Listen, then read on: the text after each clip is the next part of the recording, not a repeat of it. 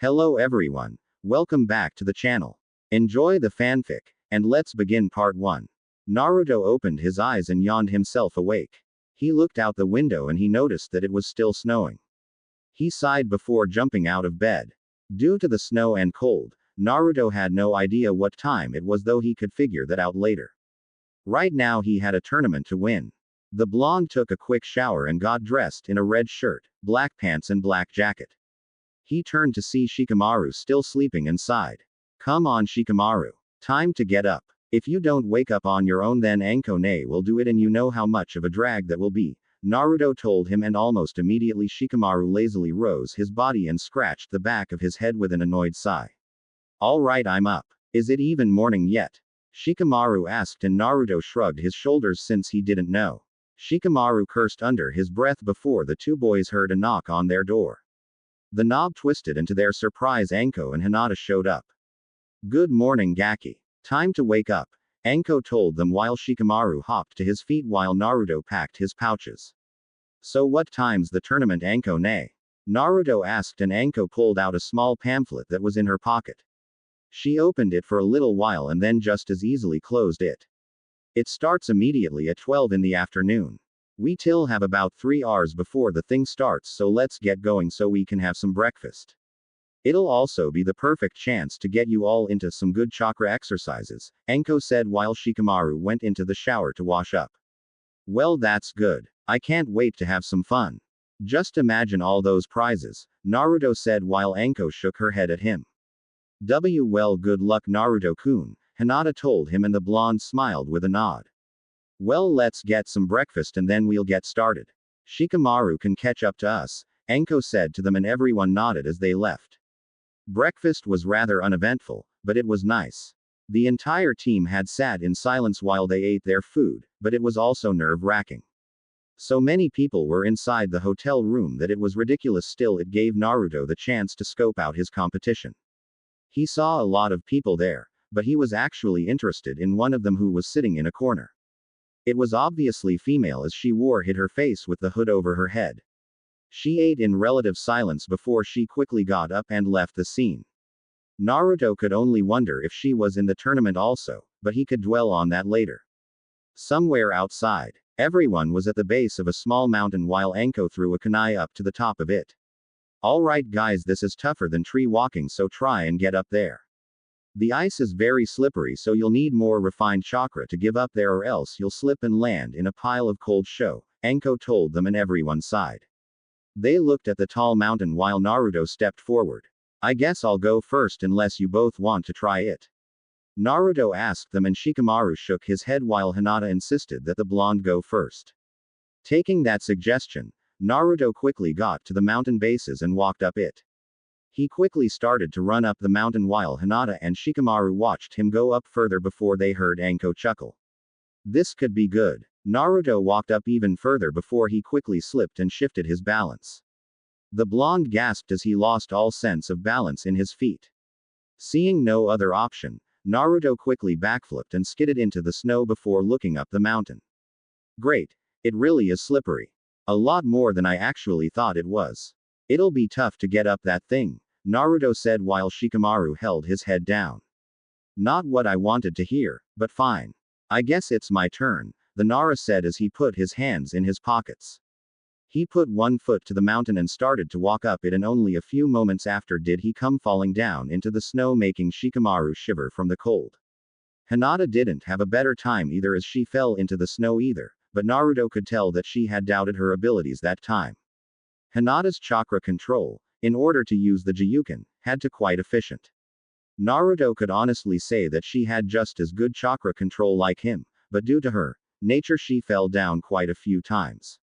This entire practice continued for a good majority of an hour and a half. They still had another hour and a half to spend before they had to be at the tournament.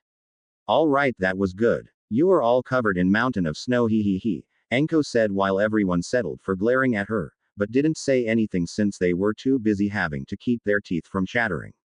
Now then, the best way to get you to keep from getting cold is to have a good old-fashioned spar. All 3 of you against me. How about it? Anko asked, but she didn't need a reply as Naruto threw a kunai at her. She quickly dodged it before Shikamaru threw a shuriken at her also. Anko sidestepped it and held her hands up. I didn't say we could start yet, Anko told them before she saw the madness in everyone's eyes. The snake mistress carefully backed away while Naruto got to his feet. You want sparring, Anko ne? Then you'll get it, he said as he crossed his fingers. Kage Bunshin no Jutsu, Naruto yelled, making 3 clones. Shikamaru took out 6 kunai strapped to some wire while Hinata went through her family's hand signs. Byakugan, she yelled while Anko gulped. She held up her hands up again in defense and sweat dropped. Okay, they are all pissed off, badly. I only hope I live to see you again, Nai-chan, Anko said mentally as her team charged at her with rage in their eyes. Back in the town. Come on, are you all still mad at me? Anko asked while everyone stayed silent, making the snake mistress sigh.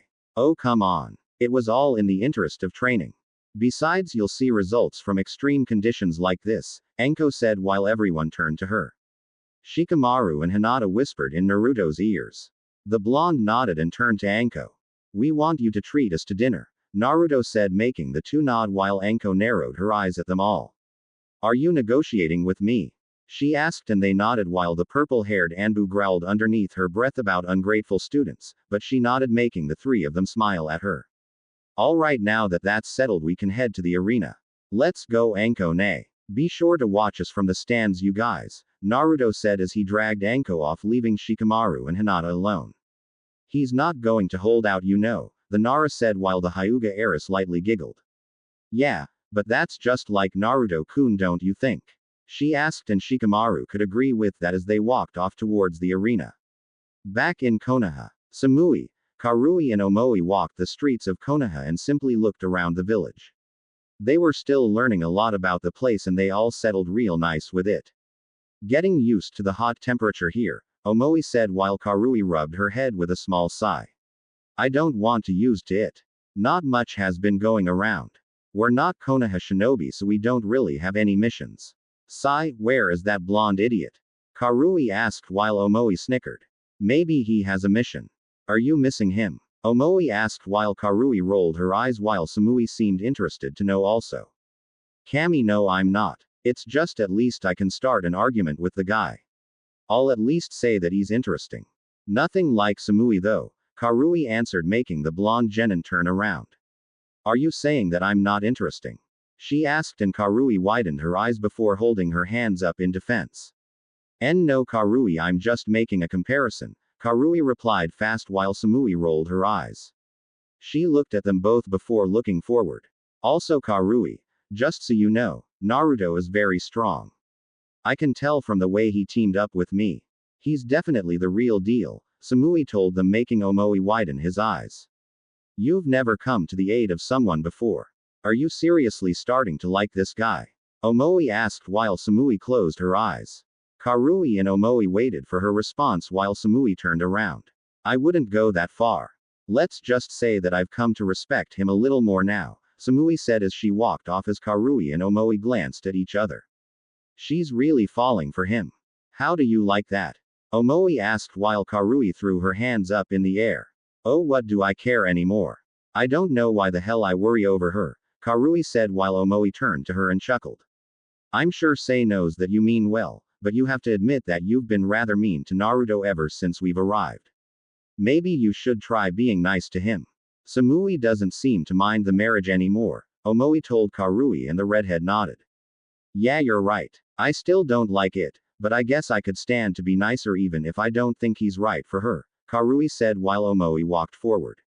HMPH, keep that up and people will think you like her, Omoi said before Karui slammed him into the ground with her fist. Don't you dare think that way ever again, Karui told him before Omoi picked himself up from the ground. Violent as ever, huh? He asked while Karui fumed her aggression before looking to see Samui watching them. You two are too hot-headed for me.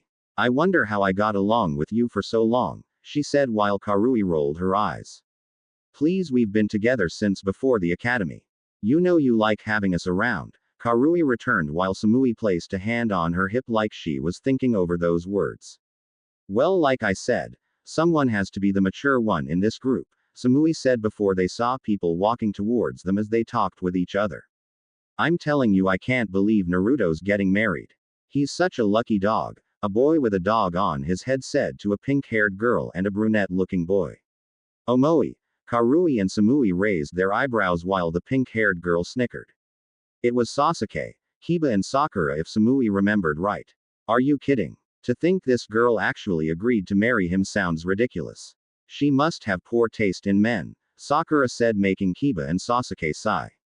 She still hadn't changed that mindset. Do you ever get off your high horse, Sakura? Damn, it's no wonder Hinata beat you as the top kunoichi, Kiba said while Sakura fumed, but Sasuke gave a small chuckle at Kiba.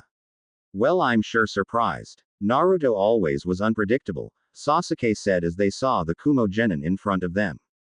Hey, you're the group that recently came to Kumo, Sakura said while Samui nodded before lightly glaring at Sakura, making the girl flinch.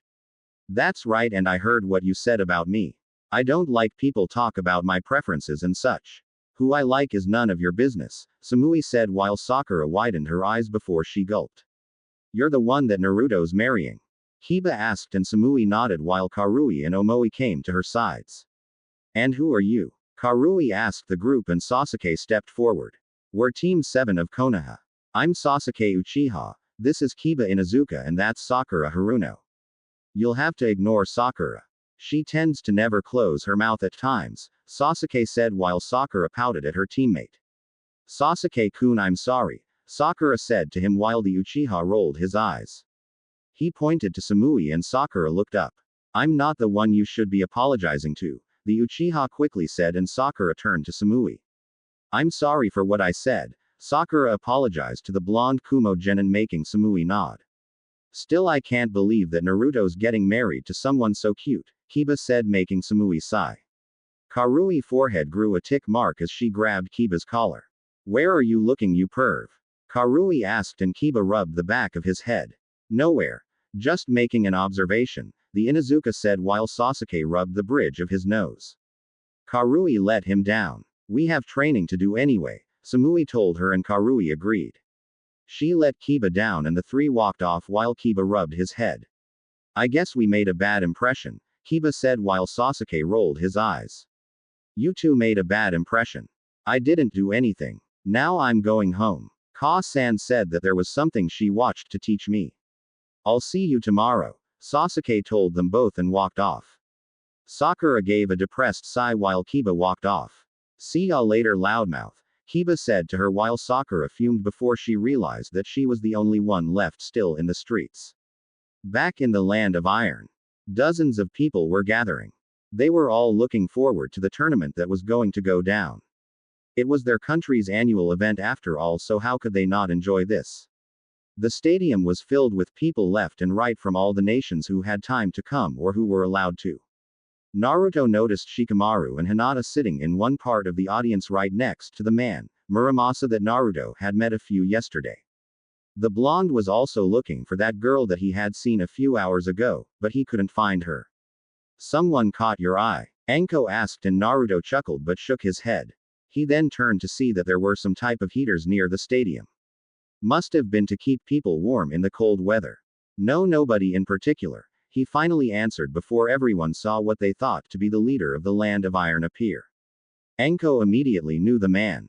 His was called Mifune, the leader of iron and one of its most powerful samurai. Greeting my people, we are here to showcase our annual Land of Iron tournament.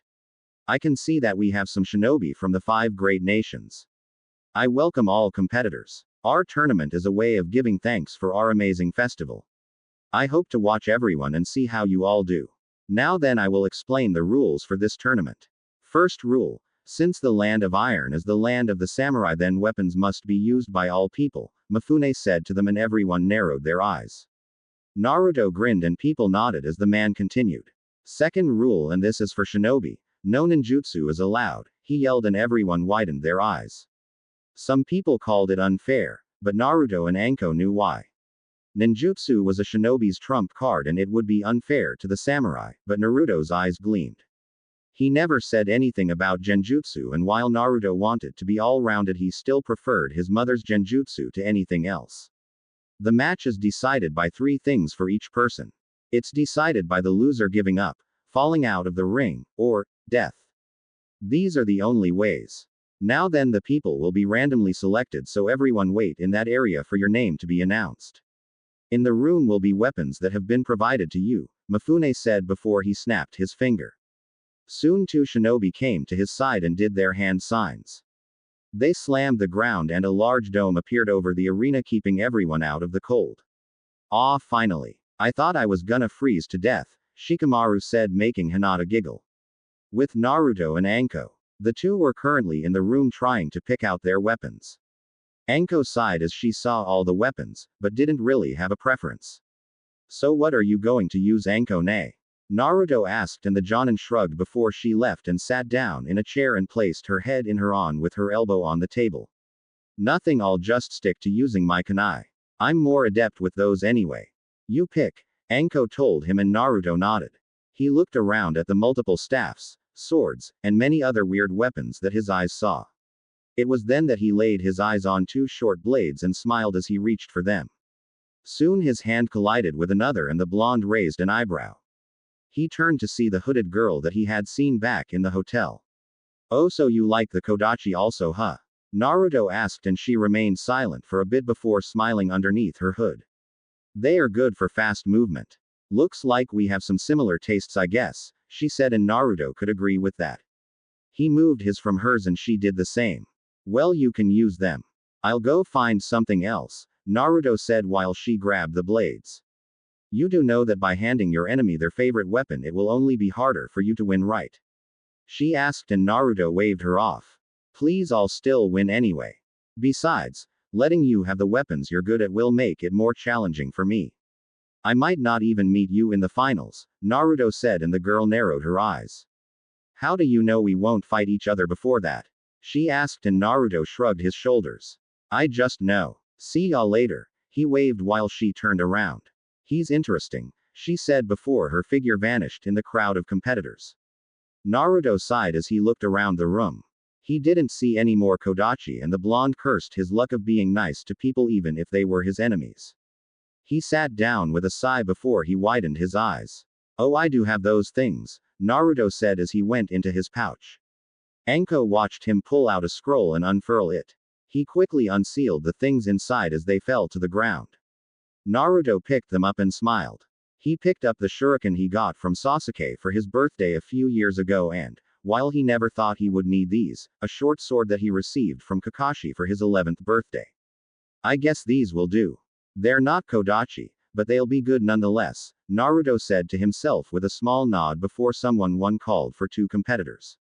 Everyone walked outside to see the fight, which happened to be between a medium-sized man with a sword and a large man wielding a club.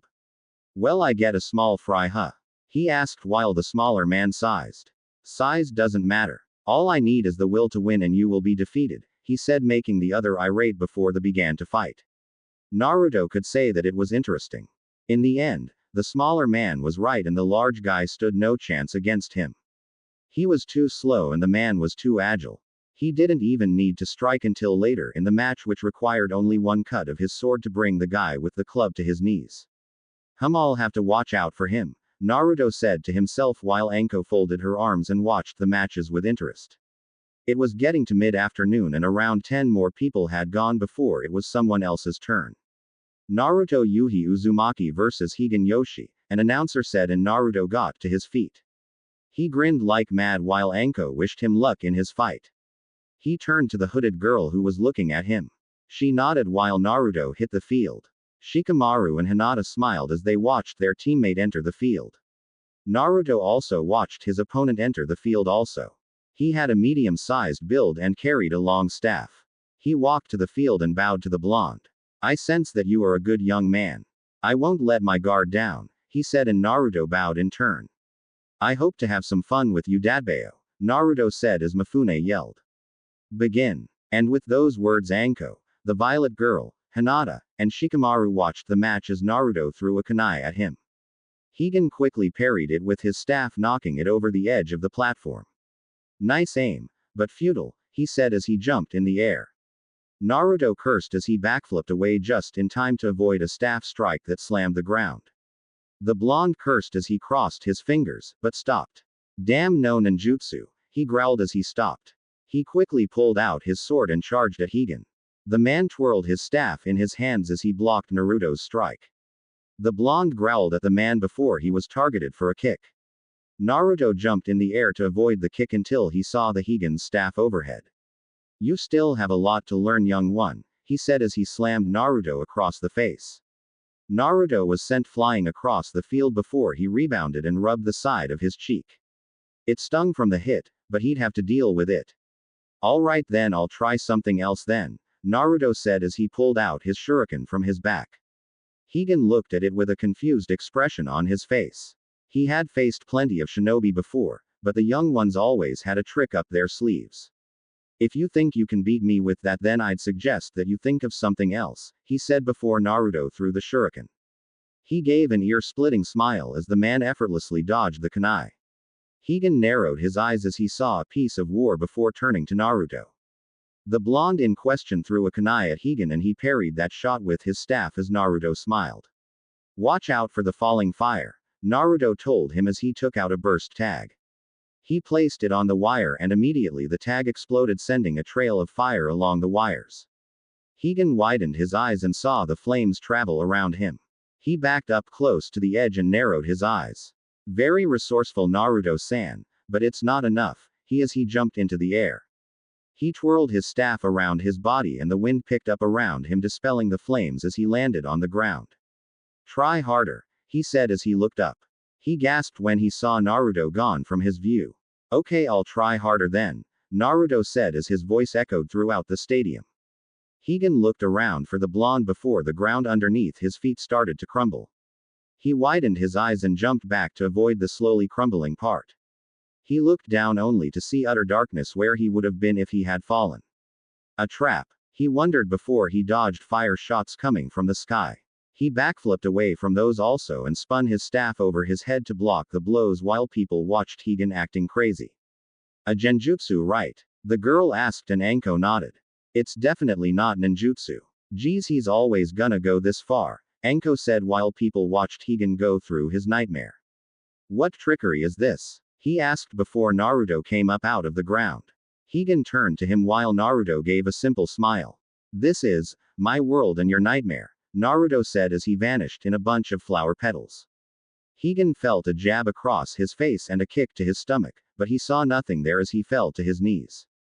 He held his staff tightly before he closed his eyes.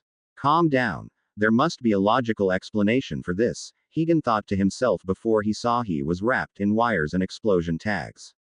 Naruto appeared out of the ground and smiled as he had on in his hand. "You wouldn't go this far, would you?" he asked and Naruto smiled as he slapped the seal tag on Higan's face. "Killing is allowed," Naruto said as he walked away holding up a single hand sign. "Wait. I give up. Surrender. Forfeit. Which do you want?" Higan asked and Naruto smiled. He sighed as he snapped his fingers. "Genjutsu. Success," Naruto said and the man widened his eyes. He looked around as Mifune sighed. "Higan Yoshi, you lose. Naruto Yuhi Uzumaki is the winner," Mifune yelled and people cheered for the blonde. Naruto rubbed the back of his head while Mifune got to his feet. He picked up his staff and walked towards Naruto and held out his hand. "I never thought it could be a genjutsu. As expected of you, Naruto-san. Nice work," he said and the blonde smiled with a nod. "You too. That staff really hurts," Naruto said as they walked off, making Higan chuckle. The man left and Naruto returned to his seat. "Did you have fun?" Anko asked and Naruto nodded with a small smile on his face. "Well, that's nice and all, but be sure to fight next time." "I do want to see my little brother show off his skills," Anko said and Naruto nodded that he would the next time. Meanwhile, Muramasa turned towards Hinata and Shikamaru. "That young one is rather talented. To perfectly plan his attack and act accordingly. He's quite remarkable for his age," Muramasa said and Shikamaru rolled his eyes. "I don't think the words Naruto and plan go together, but he is a very talented and troublesome teammate. Only he would use genjutsu to win a fight where ninjutsu wasn't allowed," Shikamaru said while Hinata agreed. Muramasa gave an elderly laugh and nodded. "However, I want you all to pay close attention to who comes up next," he said ominously, making Hinata and Shikamaru look at each other in a confused manner while Mifune got to his feet again. Ayane Tengu versus Hiroshi Tsuchi, Mifune said, and immediately the hooded girl stood to her feet. Naruto watched her and narrowed his eyes. So her name was Ayane, huh? I hope you win so I can see you in the finals, Naruto told her as Ayane removed her hood. Just like Naruto thought, she was 13-year-old girl with light skin and violet-colored hair. She had a slender form and a dark purple, strapless dress with a pink butterfly printed on the skirt, complete with matching pull-on sleeves, stockings, heeled boots, and a medium-sized red or orange obi bow tied around her waist. She was really something to look at, Naruto figured. She had similar red eyes to his mother that completed the deadly look. Wow, she's really something, Shikamaru said to himself, but Hinata agreed with what he was saying. Muramasa snickered while Ayane came down to the ground. She turned back to Naruto, meeting the blonde's gaze. Her red eyes piercing at his blue before she turned around while she scratched her cheek. Very well, if you insist. Just don't be surprised when I win, she said as she went to the field. Immediately the man known as Hiroshi Tsuchi came to the platform and sighed. I get a child. Is this a joke? He asked while Ayane placed a hand on her hip while she gave a small air of annoyance on her face. Just keep thinking that, Ayane thought to herself while Mifune held out his hand. Begin, he yelled, and Ayane quickly took out the two kodachi that she and Naruto had encountered together for the first time. She took a small glance at him and the blonde was watching with a smile on his face. Ayane turned her head back to see Hiroshi running at her. The purple-haired girl narrowed her eyes before jumping over him easily. Was that too fast for you? Then I'll slow it down for you, she said as she ran at him. Hiroshi threw a kunai at Ayane, but she easily parried it with her kodachi and continued running. She got right into his face as Hiroshi met the reddest eyes he had ever seen. What are you? He asked before Ayane spun her body and kicked Hiroshi across the platform. Ayane dropped to the ground before she moved her hand behind her back and threw a kunai at Hiroshi. The man had only recovered enough to see it coming and parried the weapon before Ayane appeared behind him. She quickly tried to slash at him, but Hiroshi blocked her short sword, but it was a fluke as Ayane lowered her body and did a sweep kick underneath Hiroshi's feet. The man fell to the ground with a loud thud to the ground. Ayane quickly backed away from him while Naruto gasped. She's good. A lot better than I thought she was, Naruto said as he remained captivated by her skills. Enko chuckled at her little brother while Shikamaru and Hinata were in awe. Man, she's really good. She could really give Naruto a run for his money, Shikamaru said while Hinata activated her Byakugan. Her chakra is so relaxed and stable. It's not showing any aggression or anger at all. I wonder who she is, Hinata said while Muramasa watched Ayane fighting. Looks like Naruto-san did something to you, Ayane. Normally you only fight to prove yourself, but now you're fighting to win and show up someone else. I wonder who that could be, Tsuki thought with a smile on his face while Ayane brushed her hair. Are you done yet? I'd rather not kill you if I don't need to, she said impassively while Hiroshi got to his feet. He brushed his chin free of a bruise before he smiled. I'm not done yet, girl. Screw winning. I just want to kill you right now, Hiroshi said as he went through his hand signs. Naruto widened his eyes while Ayane narrowed her one. Mifune glared while Hiroshi yelled. Doden. Doryuden no Jutsu, Earth Release. Earth Dragon Bombs, Hiroshi yelled as an Earth Dragon came and fired several shots at Ayane. The purple-haired girl quickly backflipped through all the shots before narrowing her eyes. You're pathetic, Ayane said as she threw a kunai at Hiroshi. He easily parried the shot, but he failed to see the second kunai she threw behind the first one. Hiroshi widened his eyes as the kunai was embedded in his chest. He fell to the ground in pain while Ayane started to leave the field. Where are you going? He asked in pain while Ayane turned to him with a glare. You broke the rules. You used ninjutsu and so you lose also. To make certain you will be blasted away in 3, 2, 1. Ayane finished, and just as she did, Hiroshi was sent flying by her kunai as he landed outside the ring. Winner Ayane Tengu, Mifune said, and Ayane quickly got off the field. She returned to her seat, closed her eyes and folded her arms. Nice match, someone said, making Ayane open her eyes and turn them to see Naruto next to her. She noticed the small space between each other before she glared at him for a bit. How did he get so close to me and I didn't know it? Ayane thought to herself before she came back to Naruto's compliment. Thank you. I'm glad you enjoyed it, Ayane said, and Naruto nodded. What was that kunai you used? He asked, and Ayane pulled one out and handed it to him. Naruto gazed at the unique design of the kunai. It's similar to your explosion kunai, only I call them incendiary kunai. They serve the same purpose, I suppose, she said, and Naruto nodded. That's cool that you know so much. Even though you held back in the fight, you seemed like you were enjoying yourself, Naruto told her, and Ayane settled for keeping her eyes closed. You're too close, she said, and the blonde apologized before backing up slightly. Sorry about that. So where did you train? You've got some awesome moves, Naruto told her, and Ayane looked at the stadium. She was watching two other people fight it out before going over Naruto's question. I normally wouldn't say, but I guess I'll tell you. I trained in the Mugen Tenshin ninjutsu, or more precisely the Hajinmon style. Is that it for your questions? She asked, and Naruto smiled with a nod as he got to his feet. Yeah, sorry to have bothered you, Naruto told her before Ayane opened her eyes. She watched him leave before saying something. So what about you? Where and what do you train in? Ayane asked, and Naruto turned around. I train in Konoha no Sato. As to what I train in, it's the Genjutsu arts and hubby-style taijutsu, Naruto said, walking off while Ayane closed her eyes. Well, he's interesting, just like Muramasa-san said he was, Ayane thought before she decided to think about something else. With Naruto. Naruto sat back down next to Anko, and the Jonin smiled at him. Naruto wondered what she was so happy about before Anko nudged his shoulder. So did you have a good talk? She asked while Naruto rolled his eyes at her. What are you talking about? It was just a talk about how she fights, Naruto said, and Anko simply nodded with a small smile on her face. Sure you were. Well, it's my turn, so watch me fight, Anko told him, and Naruto nodded. Anko's fight was rather short.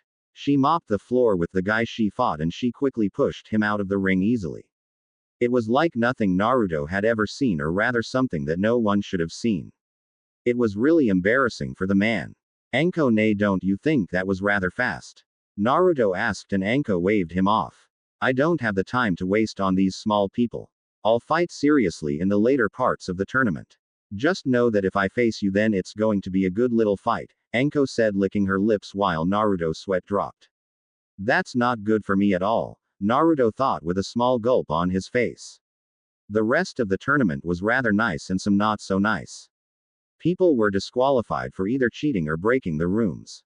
Quite a few people made it past the first day. There were a few long fights that made Naruto wonder how anyone had such stamina before Anko pointed to him, making Naruto sigh with a small nod. There were so many people that the event lead into the night. It was near midnight, and the last two people fought before they finally had a winner. Out of the 112 people who entered, only 56 people still remained throughout the tournament. Mifune stood to his feet and raised his hand. That was a good first day, everyone. Competitors are to return to their places of rest, and we will continue tomorrow afternoon. Get some rest and prepare for the next day, Mifune said, and people sighed as they all got to their feet and began to file out. But, he continued, stopping everyone from leaving. Know that tomorrow's part will be different from today's. You will all know of the term endurance. Rest well, Mifune said as he left the room. Everyone murmured amongst themselves about what he could mean by that. Ayane quickly wrapped herself in her cloak and walked out of the dome while Naruto and Anko met up with the rest of his team. So how do you think we did? Naruto asked while Hinata and Shikamaru smiled. I think you did good till you got slapped around by that staff, but then you used Genjutsu to win. Sneaky trick, Shikamaru told him, and Naruto rubbed the back of his head. Anko-sensei, you're just plain scary with what you did to that one guy. I didn't know anyone could bend like that, Hinata said as remembering the act while Anko chuckled as she scratched her cheek. Did I really go that far? Anko asked while Naruto's sweat dropped. Most of the people left out of fear of you, Naruto told her, and Anko chuckled as she rubbed the back of her head before the others saw Muramasa arrive. So I take it you had fun, boy? He asked, and Naruto nodded with a small smile on his face. I sure did. I can't wait for tomorrow. Even if it is late, Naruto said, yawning, and soon after him was Shikamaru and Hinata. Everyone was tired from watching, and Anko sighed. All right, team, let's go back to the hotel immediately. We'll go to bed and get ready for tomorrow, Enko told them, and everyone agreed with her as they walked off, but Muramasa pulled Naruto back. What's the matter, Muramasa Oji? Naruto asked, and the man chuckled as he leaned against the wall. She's a little mysterious one, isn't she? He asked while Naruto raised an eyebrow. He wondered who he could be talking about, as the blonde had seen many women competing. Which are you talking about? Naruto asked, and Muramasa chuckled at the blonde before patting him on the shoulder. You really don't know, kid. Man, you're so innocent at times that it's funny. I'm talking about the one that you are interested in, Muramasa said, and Naruto was brought back to the purple-haired girl that also fought in the tournament. You know her? Naruto asked, and Muramasa nodded with a small smile on his face as he had piqued the blonde's interest. Yes, quite well in fact. Tell me something, young one. Has it been a long time since you've felt the rush of a fight? Muramasa asked, and Naruto raised an eyebrow again. He thought that over before he sighed. Honestly, yes. I have training sessions with my team, but it's not the same. It feels good to fight other people and have fun. The last time I felt like this was when I went on that C-rank mission against Kyoko-chan, Naruto said to himself, and Muramasa nodded. I see. Well, that's nice to hear. Young people should have their fun. It's been a long time since I've seen Ayane want to win so badly at something, the old blacksmith said, and Naruto turned to him. What do you mean? He asked, and the man sighed. It's not for me to say. Just that I will tell you this. When, and I repeat, when you two fight, she will not hold back, and neither should you. I'll be surprised if either of you go through this fight without using ninjutsu at all, Muramasa said to him, and Naruto nodded. I see, but what did you mean by did I feel the rush of the fights? Naruto asked, and Muramasa pulled out a small cane. Naruto looked at the cane before Muramasa swung at the blonde. Naruto quickly dodged it as he jumped in the air. He quickly took out one of his swords and took a genin stance. Muramasa chuckled and sheathed his sword while the sound of a bell echoed. Naruto narrowed his eyes while Muramasa walked up to him and lightly punched him in the stomach. Did your heart race? He asked, and Naruto sheathed his sword. Did it? It hasn't stopped racing, Naruto told him, and Muramasa nodded. You'll feel just like that when you fight her. Oh, and she's single, just to let you know, Muramasa said with a perverted giggle while Naruto lightly blushed. Hey, I'm alright engaged, so why are you telling me that? The blonde asked, and Muramasa waved him off, leaving the blonde gasping. It was my understanding that you shinobi always practiced polygamy, so what are you complaining about? Muramasa asked while Naruto dropped his jaw while Muramasa easily left. Hey Naruto, are you alright, man? Shikamaru asked, and Naruto turned to the future Nara head. Let's just go to sleep. Too many weird things have happened today, Naruto told him as he walked away while Shikamaru followed him out. Back in Konoha. So do you three think you can handle it? Sarutobi asked Kyoko, Makoto, and Hiyashi about their mission. They all nodded while Kyoko grinned. I finally get a mission. This is getting good, she said while Sarutobi smiled. Makoto and Hiyashi sweat dropped at her, but they didn't mind that. So you believe that one of Orochimaru's men is moving and you want us to tail him? Is that right? Makoto asked, and Sarutobi nodded. Understood, Hokage-sama. We'll get this done immediately, Makoto and Hiyashi said as they left while Kyoko turned to Sarutobi. What makes you think he'll target the up-and-coming Chunin exams? Kyoko asked, and Sarutobi puffed his pipe for a bit. Because he'll do anything to get back at Konoha, and the place where tons of shinobi gather in one village will be too much temptation for him not to try. Besides that, I just have a feeling that he will, Sarutobi said, and Kyoko nodded. You better not do anything stupid like risking your life or dying after you fight him. Besides, I have a score to settle with his myself, Kyoko said, and Sarutobi chuckled at her. Leave it to Kyoko to know everyone that she came across. What did he do to you? Sarutobi asked, and Kyoko looked at the ground. I'd rather not talk about it. Well, I'll get going, old man, Kyoko said as she quickly left the room while Sarutobi sighed in his chair. There was so much that he didn't know about Kyoko, and yet he could tell that she was the loyal type. At least to those who weren't power hungry. He really had to have a calming talk with her one of these days. It was then that the door opened and Sarutobi looked up. He sighed as he rubbed his head at who it was. So I guess traveling has gotten boring for you to come back this early? Sarutobi asked, and a white-haired man rubbed the back of his head. Yeah, I missed the place a little bit. By the way, who was that blue-haired cutie that just left? She was freakin' hot, the man said while Sarutobi sighed. That was Kyoko Fura and she was an A- rank missing nin. So what where you step Jiraiya, the old Hokage said to the man and Jiraiya sighed. For the sake of research no risk is too great, Jiraiya said flexing his hands in a weird way while Sarutobi shook his head. Well that's not the only reason I'm back anyway. So tell me how is the brat doing? Jiraiya asked and Sarutobi grinned like mad at the question. Brat? What brat are you talking about? He asked while Jiraiya slammed the table. Don't give me that Sarutobi-sensei. How is Naruto? Is he alright? Jiraiya asked and Sarutobi massaged his beard while he turned around. Naruto-kun. Oh he's fine. Better than fine actually. He making quite a name for himself as a genin, Hiruzen said and Jiraiya folded his arms. Right. Well can I see him? Jiraiya asked, but Sarutobi only shrugged his shoulders before the old Hokage went back to signing papers and documents as usual. Well you'll have to take it up with his mother, Sarutobi said and Jiraiya raised an eyebrow. As far as he knew Naruto's mother was gone so he wondered what Sarutobi could mean by that. What do you mean by his mother? Jiraiya asked and Sarutobi snickered. Do you know what people call Naruto-kun? Sarutobi asked and Jiraiya shook his head. The Sandaime snickered at Jiraiya's cluelessness making the Sannin even more irate. What do they call him? Is it something bad or what? He asked and Sarutobi calmed down.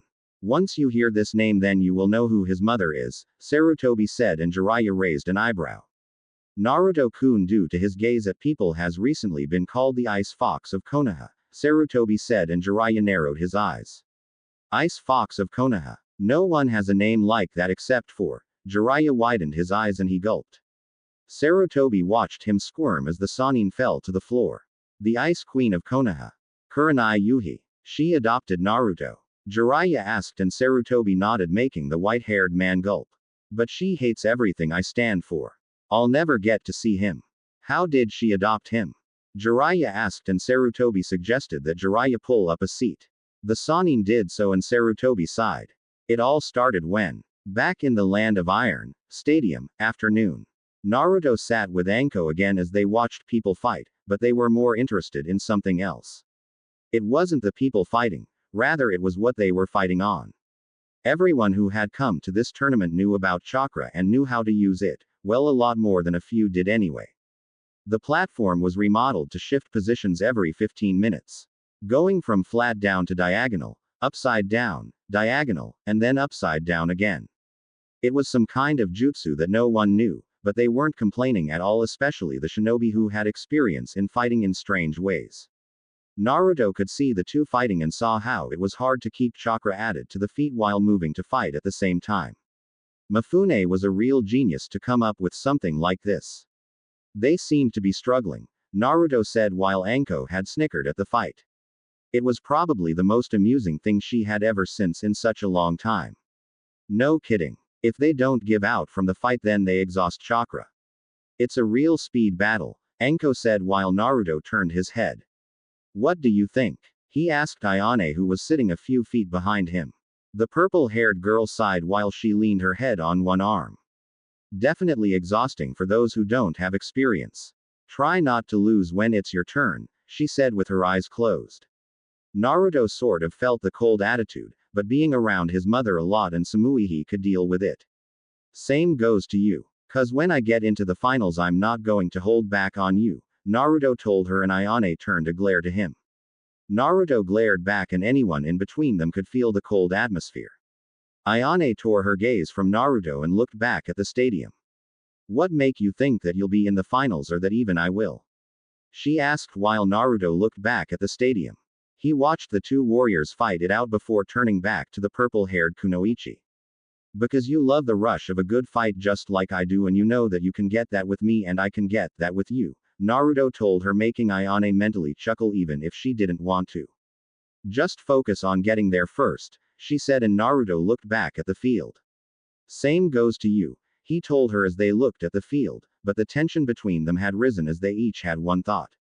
I'm going to him, her down. If I lose to him, her then I'll regret it for the rest of my life. Land of Iron Stadium, evening.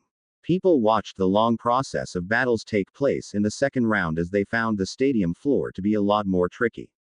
Most people couldn't even keep their balance on the platform long enough to fight, but that was the fun in it. Naruto and Anko sighed as they continued to watch the fights take place.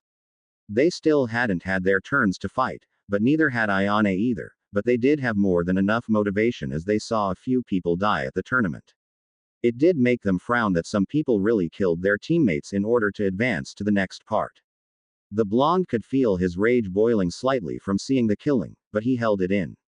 Killing was allowed, so there was nothing he could do if it was like that. As far as he knew, Ayane remained emotionless to it all. Her gaze would go colder if a kill took place, but she seemed like the person who had seen it all, so Naruto figured that she just wasn't letting it bother her. I'm so gonna mess him up when I see him, Anko said, glaring at a dark-haired man as he walked off the platform with an insane grin on his face. I see he pissed you off also. It's rare for you to want to get into Anko ne, Naruto told her, and the purple-haired Anbu snickered with a small nod. She could feel the need to have some fun with her target if she ever got the chance to meet him. Meanwhile, Mifune stood to his feet and held out his hand. The tournament will have a small intermission. All contestants are allowed to roam around for an hour before they are to return. All those who don't return will be signed as forfeited, Mifune yelled before he walked away from everyone along with his guards. So on that note, everyone got from their seats to go stretch their legs or to get something to eat so they could enjoy the tournament some more. Naruto stood to his feet while Anko turned to him with a slight smile on her face. As Naruto walked away, she grabbed his sleeve, jerking the blonde a little bit, making him turn around. And where are you going? She asked while Naruto rubbed the back of his head with a small smile. I'm just going to walk around. I'll see you later, Anko ne, Naruto said as he walked off. Anko shook her head at her student as she wondered if he could ever stay still, but a good stretch of the leg muscles did seem like a good idea to the snake mistress, plus she was getting kind of hungry even if she didn't want to admit it. I guess I'll go get something to eat also, Anko said, putting her hand in her trench coat pockets before walking off towards who knows where. Meanwhile, Ayane got up from her seat also and sought to acquire some nourishment also. She did notice Naruto walking off, but didn't bother with it. He was just another face in the crowd of people that she would have to fight.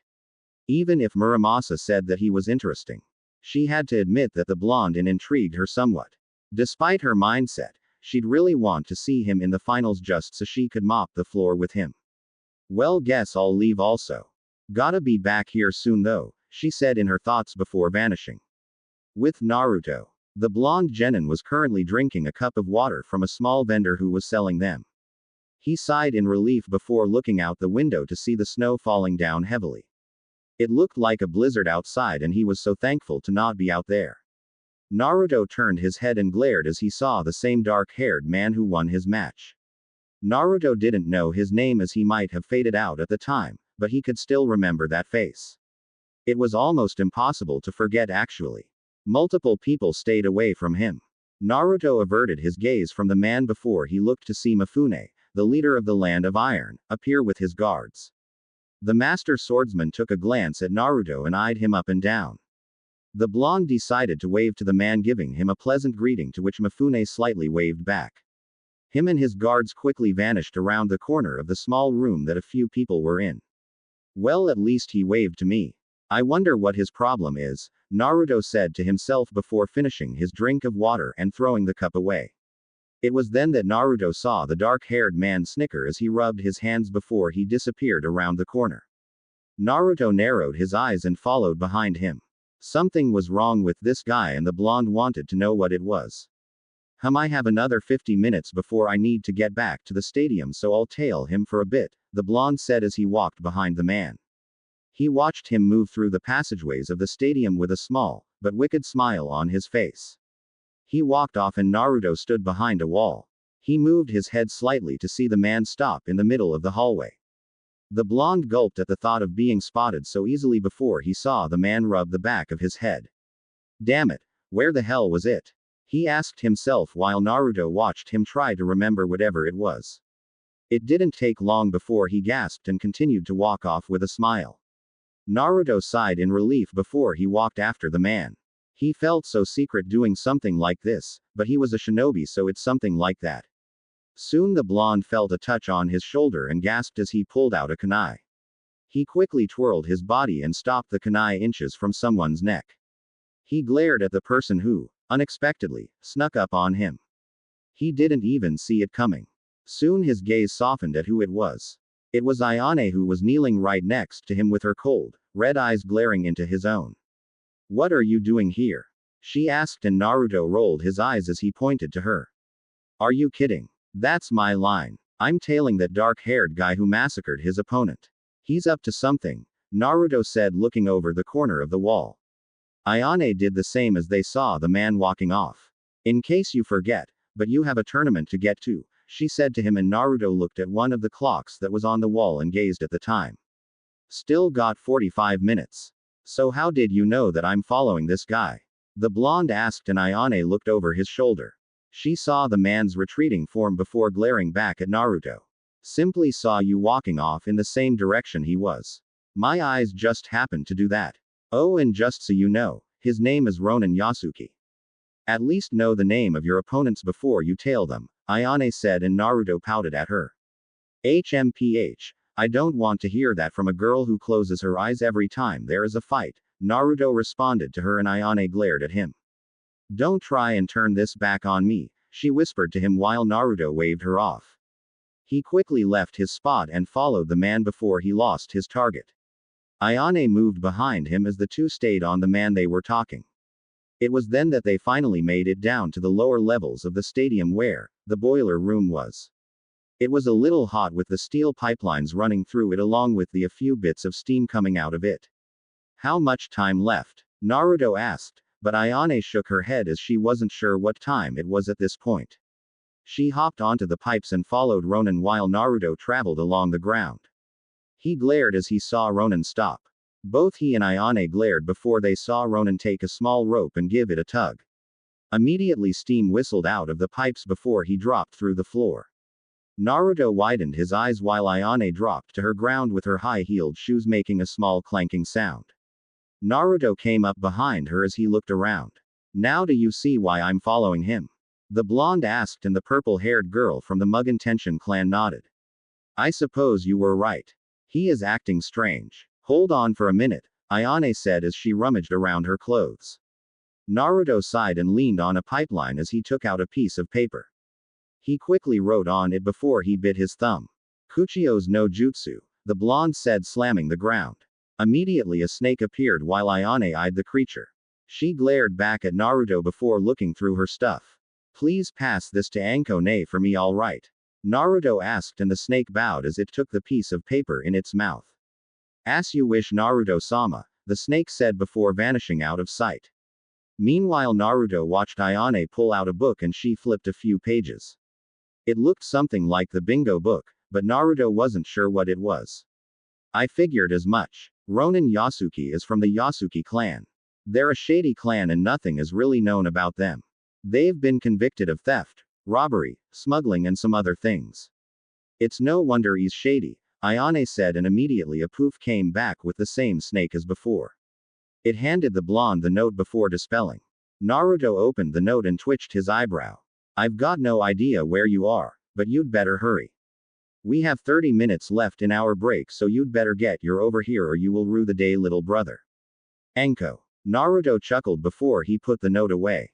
He glanced back to see Ayane staring at him with a confused expression on her face while Naruto rubbed the back of his head. "We've got 30 minutes left. So let's hurry up. If he's really as you say he is, then we'd better not lose him," Naruto said, and Ayane furled up her scroll. She'd feel better investigating this thing by herself, but Naruto had started before her, so technically she was only helping him out with his own investigation. She quickly passed him before huffing. "Just don't get in the way," she replied to him, and Naruto snickered as they each stood where Ronin had stood not too long ago. Naruto grabbed the small rope before turning to Ayane, who nodded. He pulled the handle and they both dropped through the ground just like Ronin. It was then that a few figures appeared from behind the corner as they narrowed their eyes. "Are you sure that the two of those kids came in here?" Mifune asked, and Muramasa nodded with a smile on his face. He stroked his beard before he lightly chuckled. Well, it seems you were right. Imagine my surprise when I find you here, Mifune said, and Muramasa grinned while he dawdled into the room. They are just like we were when we were their age, he said, stroking his beard again. I don't want to imagine your youth, but I know what you're saying. They both show promise for being the youngest to enter this tournament. It would be a shame to disqualify them for trying to protect everyone. Which is something my samurai should be doing, Mifune said while he held his sword. Muramasa was the same way. He'd love to see both Ayane and Naruto fight it out some more. Say, can there be replacements in this tournament? He asked, and Mifune turned to the old blacksmith. He saw a small gleam in his old eyes before he folded his arms. What did you have in mind? Mifune asked, and Muramasa smiled as he saw potential in two unlikely people. Two people that he knew would fight if it would keep Naruto in the tournament. Muramasa whispered to Mifune, and the samurai leader narrowed his eyes before nodding. I agree. That is a good solution, I guess. Those two are lucky they know you, Mifune said as they walked off before chatting to each other about something that wasn't heard. With Naruto and Ayane, the two stood on the platform as it descended further and further away from the stadium. By this time they both knew that they wouldn't make it to the tournament since they weren't sure if this would go back up or not, so they decided to at least get something done, and that was to continue to pursue Ronin. You know this is all your fault, right? Ayane asked as leaned on a small wall. Naruto turned to her and raised an eyebrow. Out of all the things she could have said, that wasn't one of the things he thought. How is this my fault? If I recall, you came after me. I didn't make you do anything, Naruto said, folding his arms, and Ayane sighed. She placed a hand on her hip and sighed. He had a point there. She remembered that she told herself, what he did wasn't any of her business, and yet here she was following the blonde to who knows where. She really didn't have any right to accuse him of anything. It's still your fault, she said with a small smile on her face. Naruto pouted at her as he looked out to see a large boiler dome. It was fully mechanical with multiple springs going back and forth. In the center was a large bowl filled with fire as it dumped metal into it, making it burn. Where is this? The blonde asked himself, but Ayane gave him an answer. It looks like we're underneath the land of iron. Mifune Dono probably makes his weapons here. Do you see Ronin? She asked, and Naruto shook his head. He looked around as they were still going down in the platform. Since he had nothing to do, Naruto decided to take the time to observe Ayane. He looked at her attire going from the top to the bottom. If he were honest with himself, then he'd really say that she looked like another Samui in different clothes. She definitely had the cold attitude down along with the cold stare, but in her eyes Naruto could see something. He could see the loneliness, hurt and sadness that came from being rejected. He felt like Ayane was something like him, but he didn't know if that was true or not. She was definitely serious enough though. So why did you follow me anyway? Naruto asked, and Ayane closed her eyes. She thought over that question for a few moments before turning around. I don't really have a reason for it. I could also ask why you seemed so interested in my fight. It wasn't anything special, Ayane said, and that immediately got Naruto talking. Are you kidding? Don't sell yourself short. You were amazing. Not even half the guys in this tournament could move as fast as you did, Naruto complimented, and Ayane simply accepted it since she wasn't used to that many appreciations for her skills. Well, thank you, I guess. It seems we're coming to the end of the line, Ayane told him, and Naruto looked down to see that she was right. They came to the bottom and stepped off. The two ninja has lost sight of Ronin and both cursed before they walked around. There wasn't anyone in the room, so they seemed to be safe, but both were on high alert for anything. Naruto and Ayane came up to the middle of the boiler room where the large bowl was. The blonde placed his hand on it, feeling the slight warmth, while Ayane walked a bit further. Hey, can I ask you a question? He asked the purple-haired girl, making said girl give a small sigh before turning around. I thought you wanted to investigate, not interrogate, she said half-jokingly, making Naruto slightly snicker. No, that's not what I meant. Just a simple question is all, Naruto said, and Ayane nodded. She wasn't sure if this was the time for jokes or questions, but she didn't mind it so long as it wasn't too personal. Tell me, why are you sad? Naruto asked her, and Ayane raised an eyebrow. She turned around and her was surprised to see the slightly serious eyes that Naruto was looking at her with. I'm not sad. I don't know what you're talking about, Ayane told him as she stopped walking. Naruto narrowed his eyes before looking straight into her eyes. The purple-haired Kunoichi glared at him and Naruto sighed. Your eyes. I see a lot of sadness in them.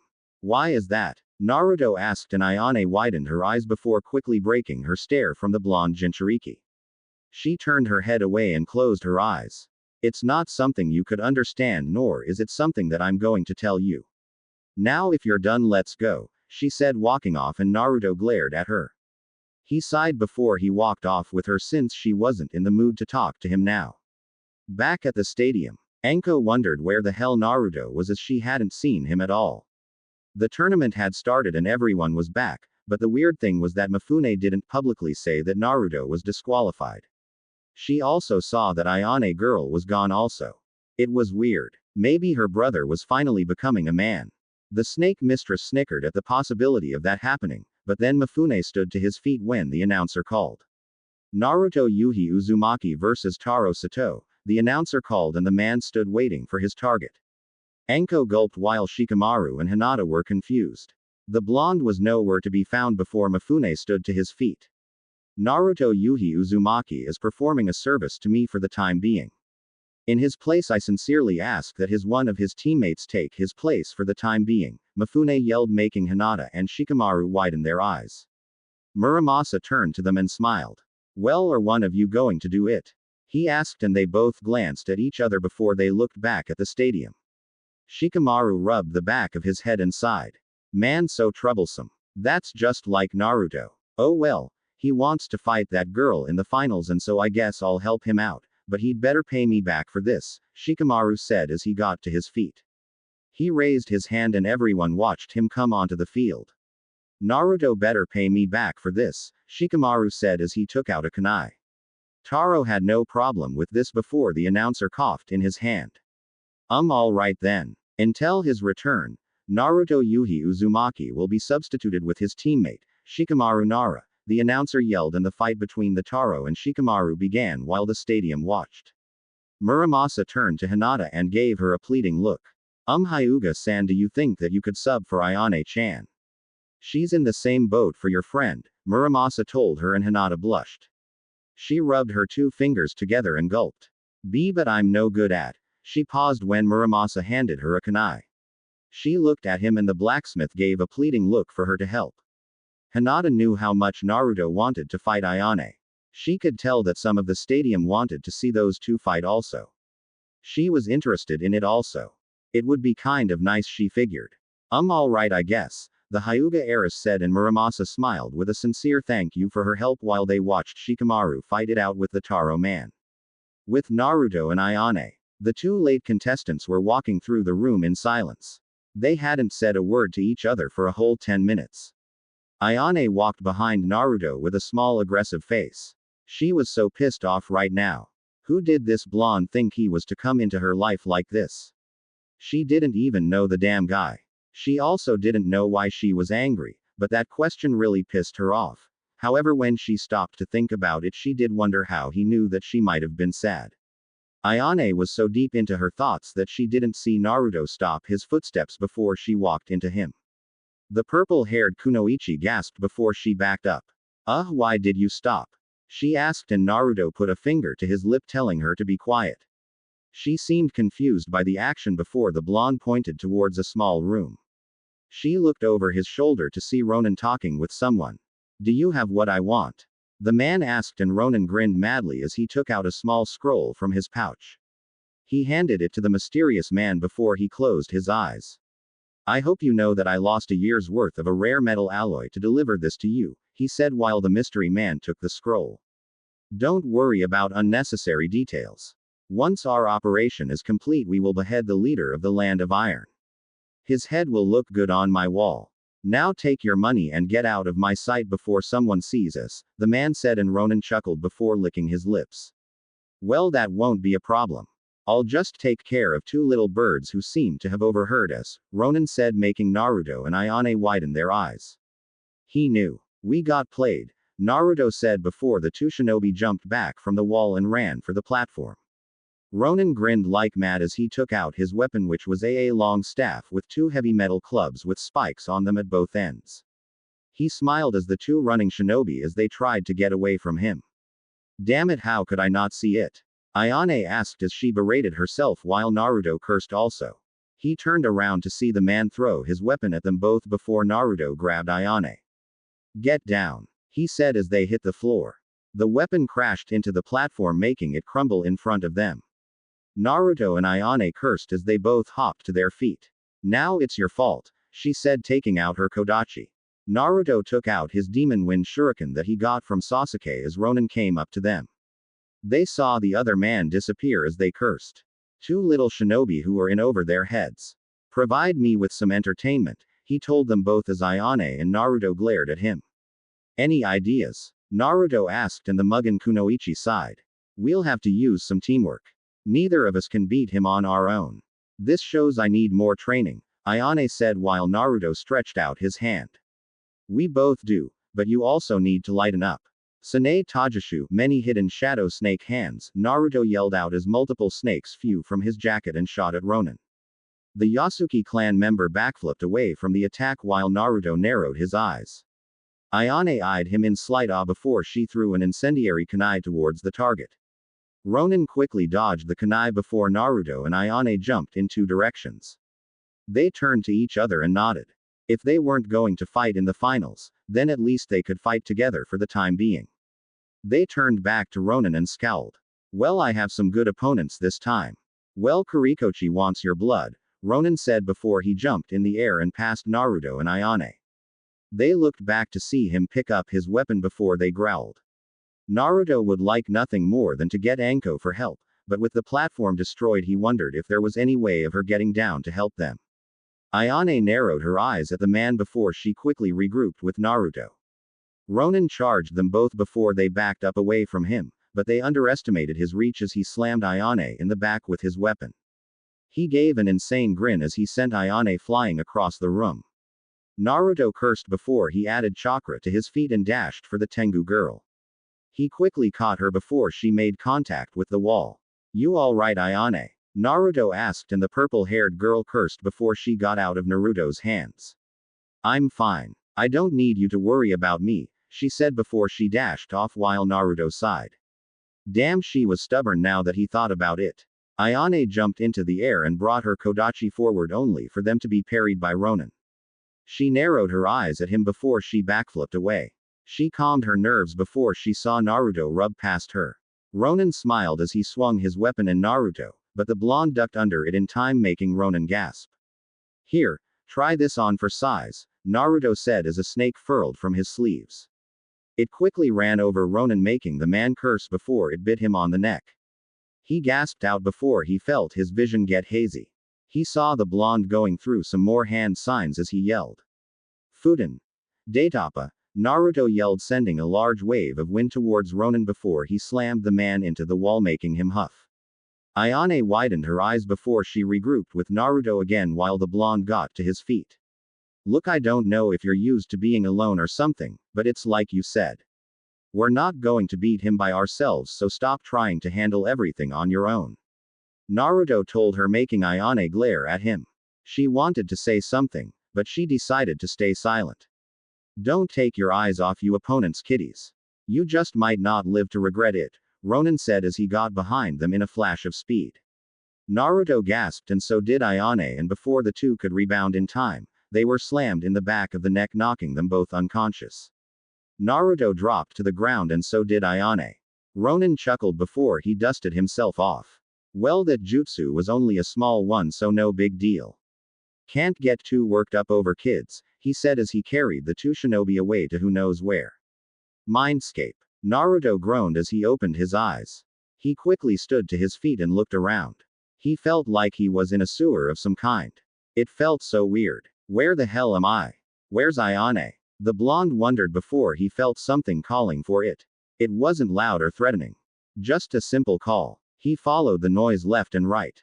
He took a corner, and after a little bit of walking, a light blinded him before he gazed up to see a giant cage.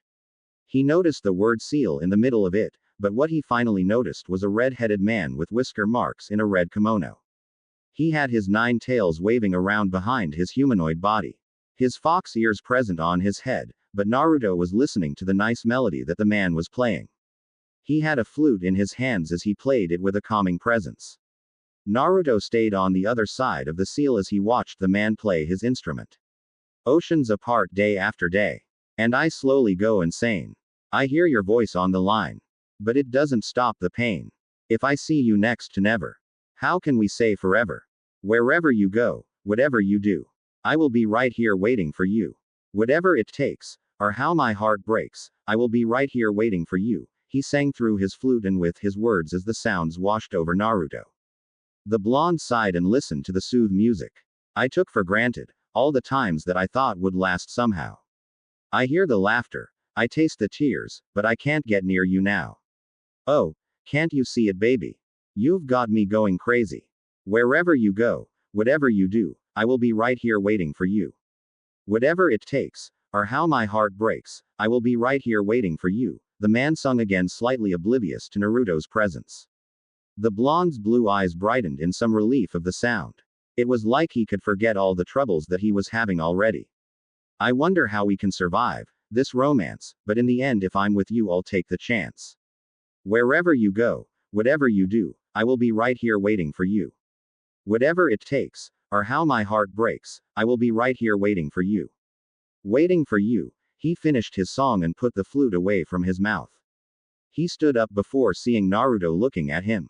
The blonde passed through the seal bars while he clapped. That was great. How did you do that? He asked, and the man with red, slitted eyes gave a simple smirk. He held up the flute like it was no big deal. It's nothing. Just lots of practice. Well, it's about time my container came to me, he said, and Naruto widened his eyes. You're Kyuubi? He asked, and the man nodded. He noticed Naruto's eyes get cold before he sighed. He turned to the blonde before walking past him. Calm down. I have no interest in harming you. I also didn't do anything to your village, so as for your people hating you, well, that's not all my fault, Kyuubi said to him, and Naruto raised an eyebrow. He wanted to be mad, but something about the fox made it wash away. So, who was the song for? Naruto asked, and Kyuubi imagined a boulder making it appear before he sat down on it. He folded his arms and closed his eyes. It was for my wife, Nibi-chan. She always loved that song, Kyuubi said, and Naruto widened his eyes. The Kyuubi had a wife. If he wasn't shocked before, then he could be now. Kyuubi noticed his shock and rolled his eyes. What? You didn't think that I was the lonely type of person? Well, sorry for disappointing you, Kyuubi said, and Naruto scratched his cheek. No, that's not it. It's just that you aren't nearly what I've heard about you. People said you were a vicious, demonic, malevolent beast that terrorized places with one swipe of his tails, but you're all mellowed out, Naruto replied, and Kyuubi sighed as he rubbed the back of his head. You stupid humans and your stupid judgments. If I had $1 for every time I heard that, then I'd already be the richest person in the elemental nations. Since you seem confused, then I'll tell you. 1. I don't associate with humans. 2. I'm demonic, but I'm not vicious, nor am I malevolent unless I need to be. 3. I could do all that destruction, but that doesn't mean I would, Kyuubi finished, and Naruto nodded. Now then, tell me why you're here, Kyuubi said, and Naruto told him everything. His team up with Ayane Tengu, Ronin, and his plot for the Land of Iron, him getting knocked out and ending up here. And that's it, Naruto said, making Kyuubi laugh at his container while Naruto pouted. Sorry kid, but that's hilarious. How could you let your guard down against someone like that? Plus I saw the teamwork between you and that girl. Yeah, you two suck. You have about as much teamwork as I did back when I started to play this flute, Kyuubi said, shuddering at the experience. Oh, and how was that? Naruto asked while Kyuubi glared at him. The blonde glared back with his cold stare while Kyuubi looked at the flute. Let's just say that even though I play it a lot, I still hate this flute to death, Kyuubi said to him, making Naruto chuckle. I see, but what am I supposed to do? Naruto asked as he walked in circles before Kyuubi motioned him over. The blonde walked to him before he used his 2 fingers to jab him in the forehead. First thing is to calm down, brat. Now if you want a simple strategy, then go with this, Kyuubi whispered in Naruto's ears, and the blonde widened his eyes. He turned to Kyuubi and smiled. I'm so sorry for all those times I called you all those names. You're a genius, Naruto told him, and Kyuubi closed his eyes and absorbed the praise. Damn right I am. Now get going, Kit. You and your little girlfriend have to wake up now, Kyuubi said while Naruto blushed. She's not my. Naruto stopped as he was booted out of his mindscape by Kyuubi, making the Biju chuckle like mad in his little jail. Outside, Naruto opened his eyes before he rubbed his head. He looked up to see the ceiling and saw his hands chained to the wall.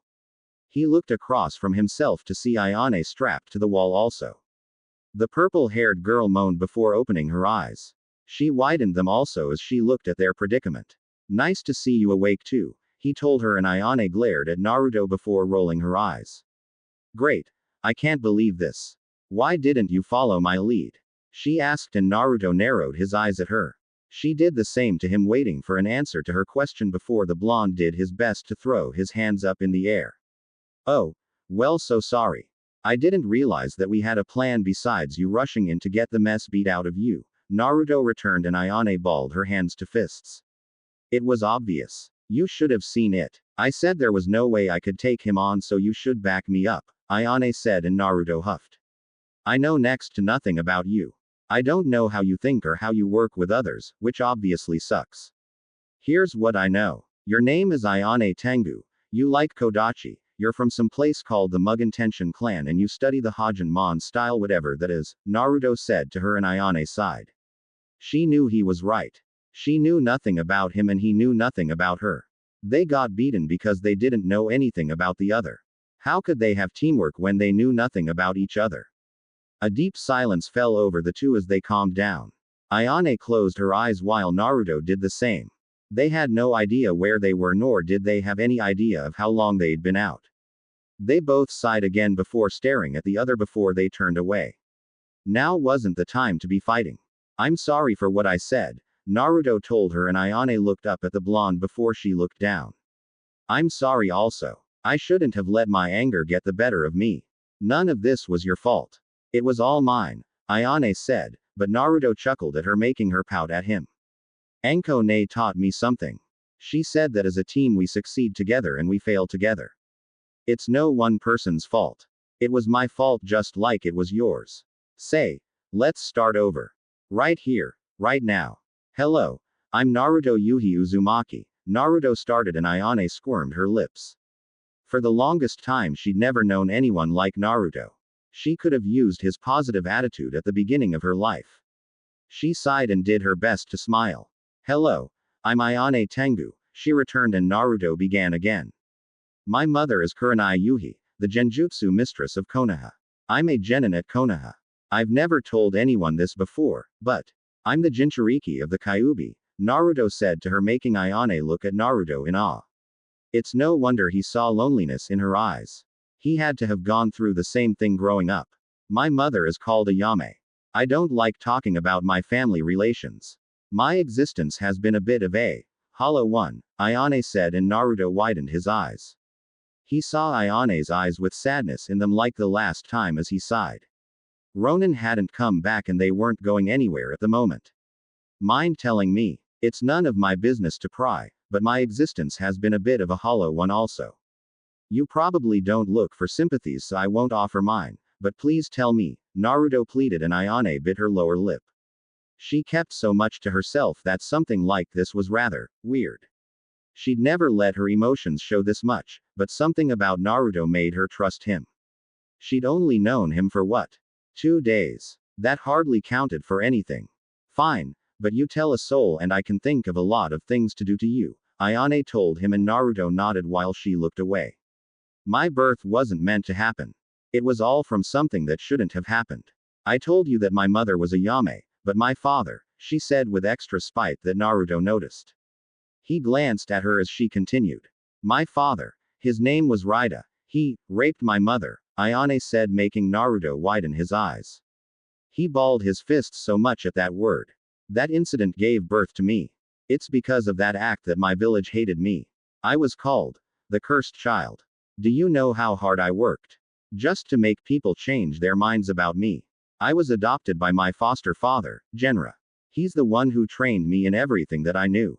Him, Hayate, and Kasumi were my only real family, until that day. I was never raised by my mother, but one day she told me the truth about everything.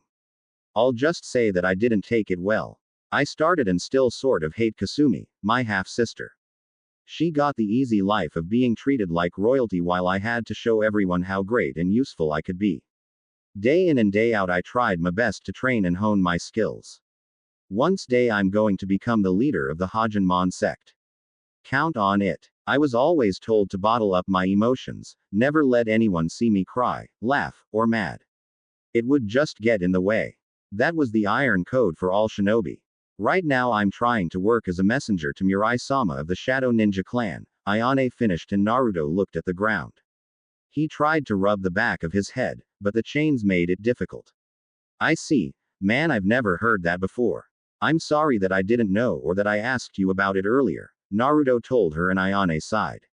I'm just trying to get over it in my own way, Ayane said before she looked at Naruto. She seemed curious about him also even if she tried to hide it. So what about you? She asked and Naruto looked up. He sighed and began his own story. Alright. My birth was, well, dangerous. I don't know my real parents. Gigi, or my Hokage, told me that they died during the Kyuubi attack, Naruto told her and Ayane nodded. Even where she was from she heard about the Biju and their rampages, but she let him continue. The Kyuubi attacked the village and destroyed almost everyone and everything. In the academy they taught us that the Kyuubi was defeated and killed at the price of the Yondaime's life, but that was a lie. He just sealed it inside a baby boy. One to carry the burden of the village. He sealed it in me and from the time that everyone found out about it, they hated me. I was treated like the demon itself. People would find any reason to go and attack me. They would do so much to me that a majority of my time was spent in the hospital. Naruto paused to catch his breath while Ayane glared. At least her villagers ignored her, but this was just brutal. One day I was beaten for no real reason just like any other day and taken to the hospital where I meet my reason for living. My mother, Kurenai Yuhi, adopted me as her son. She told me about Kyuubi, how I was just the container and not the being itself. So I took it upon myself to train with my mother and sister, Anko Mitarashi. It was thanks to them that I learned Genjutsu, the hubby-style taijutsu, ninjutsu and why I'm even here. Even so, there are still people in the village who hate me, Naruto said and Ayane nodded. She looked at the ground again and sighed. So how can you smile? Why are you so nice? She asked and Naruto raised an eyebrow. He thought that over before smiling. Because I'm like you, he said and while Ayane knew that much she would still like to hear the why part. Naruto could see the confusion edged into her face before he smiled and decided to continue to finish his own story and stopped keeping her in suspense. Because like you, I want to prove everyone wrong. I'll show them that I can be a fantastic shinobi on my own. That they were all misguided. I'll show them that I can become the Hokage of Konoha, Naruto said with a sure smile on his face while Ayane rolled her eyes. Hokage. An idiot like you. Don't make me laugh, she snickered while Naruto narrowed his eyes. Well miss, I want to be the leader of the Hajinmon sect. I doubt you could do that, Naruto told her and Ayane glared at him. You're lucky we're in chains or I'd make you cry, she returned with a small smile. With those flimsy arms. Yeah right, Naruto retorted and the two glared at each other before they lowly snickered. Well, we won't achieve our dreams by sitting here, will we? Naruto asked and Ayane shook her head. No, I guess not. We won't see each other in the finals either, she said to him and Naruto nodded as they each did a backflip and leaned their feet on the wall while standing upside down. Naruto struggled for a bit, but he reached the bottom pocket in his pants and pulled out a kunai. He added chakra to it before slashing the chains off as they fell to the ground. Ayane did the same as she took out a small kunai and broke her bondage chains as they fell to the ground. Naruto and Ayane smiled to each other before the blonde held out his hand. Ayane grabbed it and shook it. Ayane, I know it hurts, trust me, but don't hate Kasumi for it. It's not her fault, neither is it yours. Just remember that, Naruto told her and Ayane bit her lip. She closed her eyes and sighed. I'll try that, Naruto, but let's focus for right now, Ayane told him and Naruto completely agreed. Naruto rummaged through his pockets and a small little bracelet. He put it on Ayane's wrist and gave her a thumbs up. Never give up, Ayane-chan. We'll definitely make them all see us for who we are, Naruto told her and Ayane nodded. She smiled as she took off her purplish headband that she was wearing. She pulled up Naruto's sleeves and wrapped it over his arm. This band symbolizes the strength between friends and the want to get stronger. Never give up, Naruto, Ayane said, and they both nodded to each other. They too ran out of their cell and immediately came into a small hallway. Alright, what do we know so far? Ayane asked, and Naruto looked around. We know that Ronin is trying to usurp the land of iron. If that's the case, then he never left this place, which means we didn't either. The tournament is still going on and no one knows of his actions at this point, Naruto responded, and Ayane nodded. Alright, let's see. We were in the middle of the boiler room and it's still hot, so we shouldn't be far. Now we just have to find where Ronin is and stop him, Ayane told him, and Naruto agreed. By the way, can I tell you an idea? Naruto asked, and the purple-haired Kunoichi nodded. Naruto whispered in her ear and Ayane narrowed her eyes before placing a finger to her chin. It will require some things to be done, but that's doable, she said, and Naruto was happy that she agreed with Kyuubi's plan. But we have to find him first, she said, and Naruto nodded as he closed his eyes.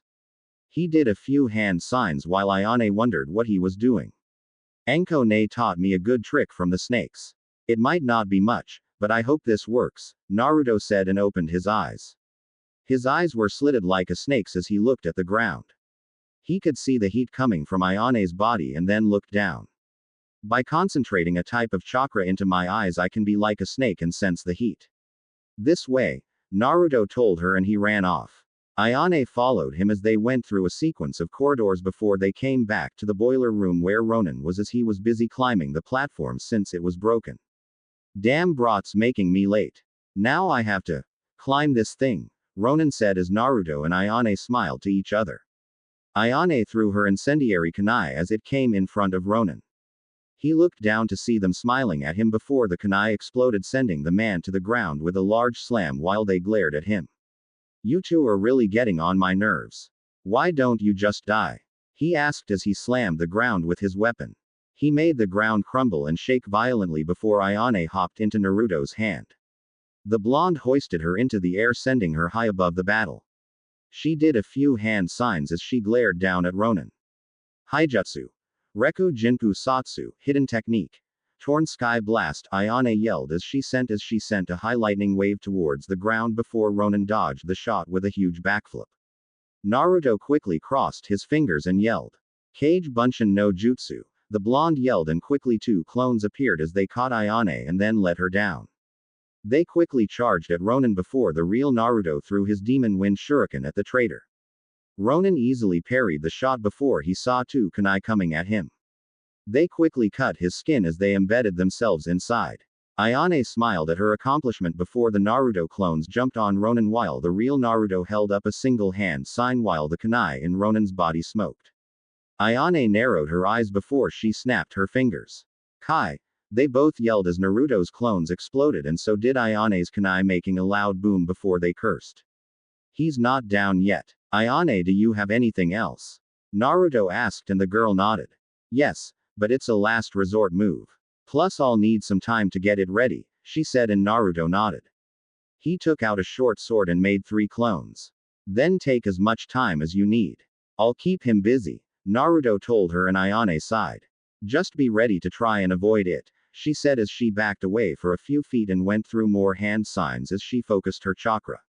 Seal appeared around her while she tried to focus as fast as she could. Meanwhile, Ronin growled at them both before he twirled his weapon over his head and then slammed it into the ground. You damn brats. Don't get, he told them before he charged at Naruto. The blonde weaved his hand signs and immediately the dust kicked up around him. He swung at it only to see that Naruto and Ayane were. Ronin looked around for them both, but they were gone. Soon the ground started to quake violently around him as the man felt his center of balance get thrown off. He fell to the floor while the rubbing soon stopped. However, his torment didn't end as the ground above him started to fall. Ronin crushed a falling brick before he seethed. You think this can take me down? Well, you've got another thing coming. He yelled to nothing before the entire floor collapsed on him. Ronin groaned from the debris before he looked to see he was at the peak of a mountain. He gasped as he felt the cold air chilling his body. At the bottom of this mountain are wolves waiting to pick you apart at the seams. They must be hungry, Naruto said, coming behind him. Ronin cursed as he swung at the blonde, but he was gone, then reappeared behind Ronin. Fall into the wolf trap, Naruto said as he pushed Ronin off the mountain. The man yelled as he was sent flying to his doom before he opened his eyes to see Naruto smiling at him. Genjutsu. Adanaru Kikoku, illusion. Great Mountain Valley, Naruto said with a smile before Ronin got to his feet. Damn you brat. He yelled, and Naruto was braced for a fight before he heard Xayane yell. Naruto, move now. Xayane yelled, and the blonde quickly made a clone that sent him high into the sky. Seeing that her partner was out of the way, Xayane finished her time gathering her energy and opened her eyes, showing their seriousness. Ninpo. Hajin Shinzen, ninja art. Supreme deity quaking mountain, Xayane yelled as she slammed the ground with her fist, making it quake violently in a massive explosion that engulfed the entire room. Back with the tournament. Hinata was fighting in Xayane's place with an unknown opponent before everyone felt the ground shake violently. They immediately hit the floor while the earthquake made itself known. Shikamaru hit the ground and so did Hinata. Anko hit the floor also from the shock wave. Man, this is troublesome. Naruto really owes me big time, Shikamaru said while Anko chuckled. Haven't you been in an earthquake before, Gaki? Anko asked him, and the Nara head said no to her. Soon the shaking stopped and everything settled down. The people murmured amongst themselves while Muramasa secretly chuckled to himself while he stood back in his seat. Oh, looks like Ayane-chan is having her fun if she had to use that move. I hope she's alright, thought. It is dangerous after all, Muramasa said mentally while Mifune calmed everyone down. Some people wanted explanations, but the leader told them that it would all be taken care of. Immediately the tournament resumed and everyone got back to watching, even though most were still confused. Back with Naruto and Ayane. The smoke covered the area as Naruto coughed. He waved the dust away from him before he opened his eyes. He widened them to a large degree only to see Ayane on one knee with her fist in the ground. She huffed like mad while Naruto ran up to her. He sighed in relief that she was alright.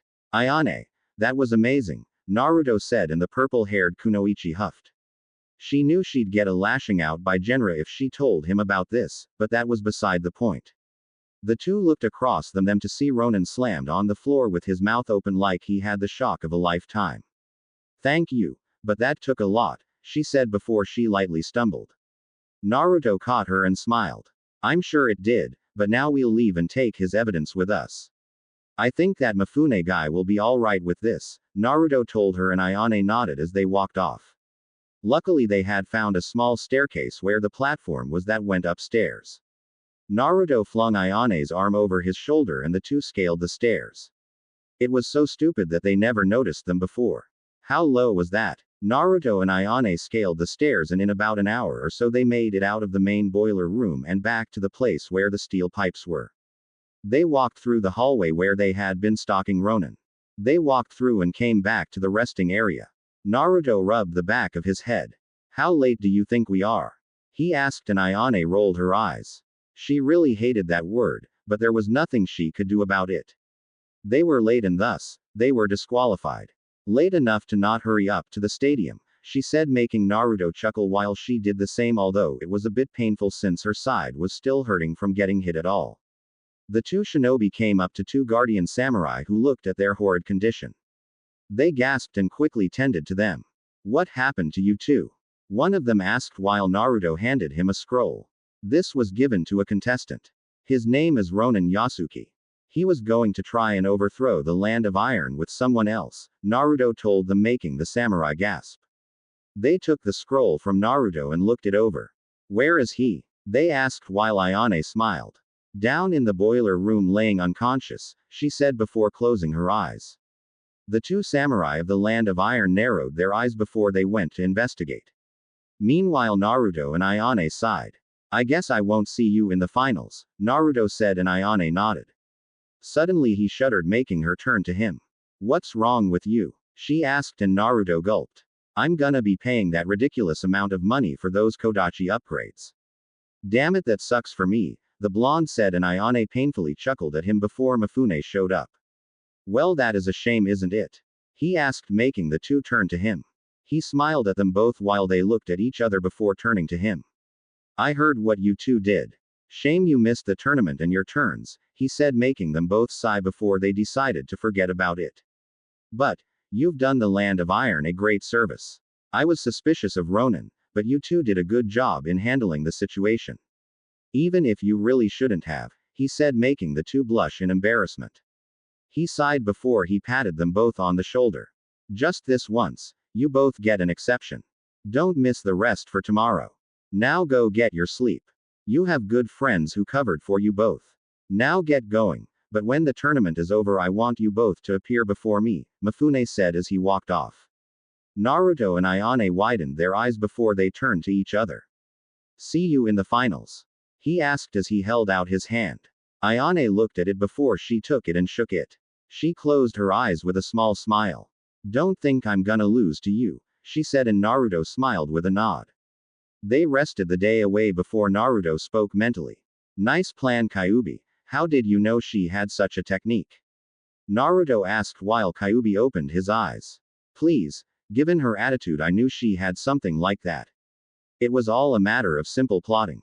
You two did good. Now rest, brats, I can play this flute, Kyuubi said, and Naruto closed his eyes before he received a bonk on the head, making him jump while Ayane opened her eyes. They both turned to see tick marks all over Anko's face. She snickered while Shikamaru and Hinata looked rather ragged. Naruto gulped while Anko grabbed his collar. Naru-kun, come with me for a second, Anko said as she dragged him off while Naruto winced. She took him around the corner, making Naruto gulp. No, Anko, nay, I can explain, Dadbayo. Just wait. What are you doing with that kunai? Naruto yelled out while Shikamaru and Hinata closed their eyes. Ayane sighed while she rubbed her head. Naruto really was a weirdo after all, but that didn't mean he wasn't a fantastic shinobi by her standards. Naruto watched the other matches taking place as usual. He had thanked Hinata and Shikamaru for covering for him and Ayane. It was really a lifesaver for the blonde as well as the purple-haired Kunoichi, who was sitting behind him watching the fights with a cold glare as usual as well.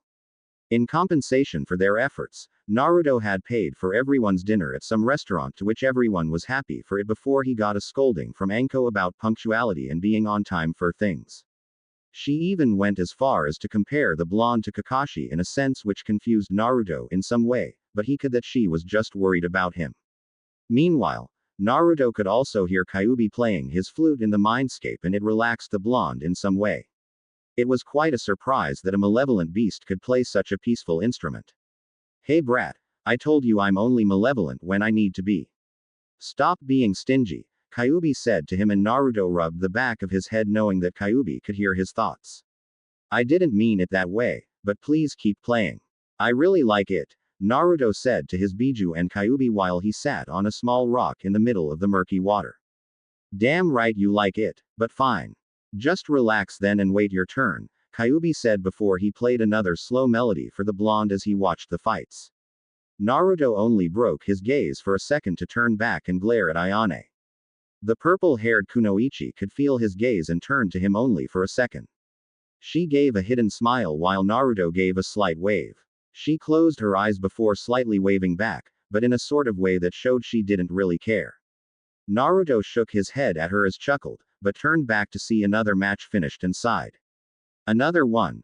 Come and gone, Naruto said to himself before Anko lightly punched him in the shoulder.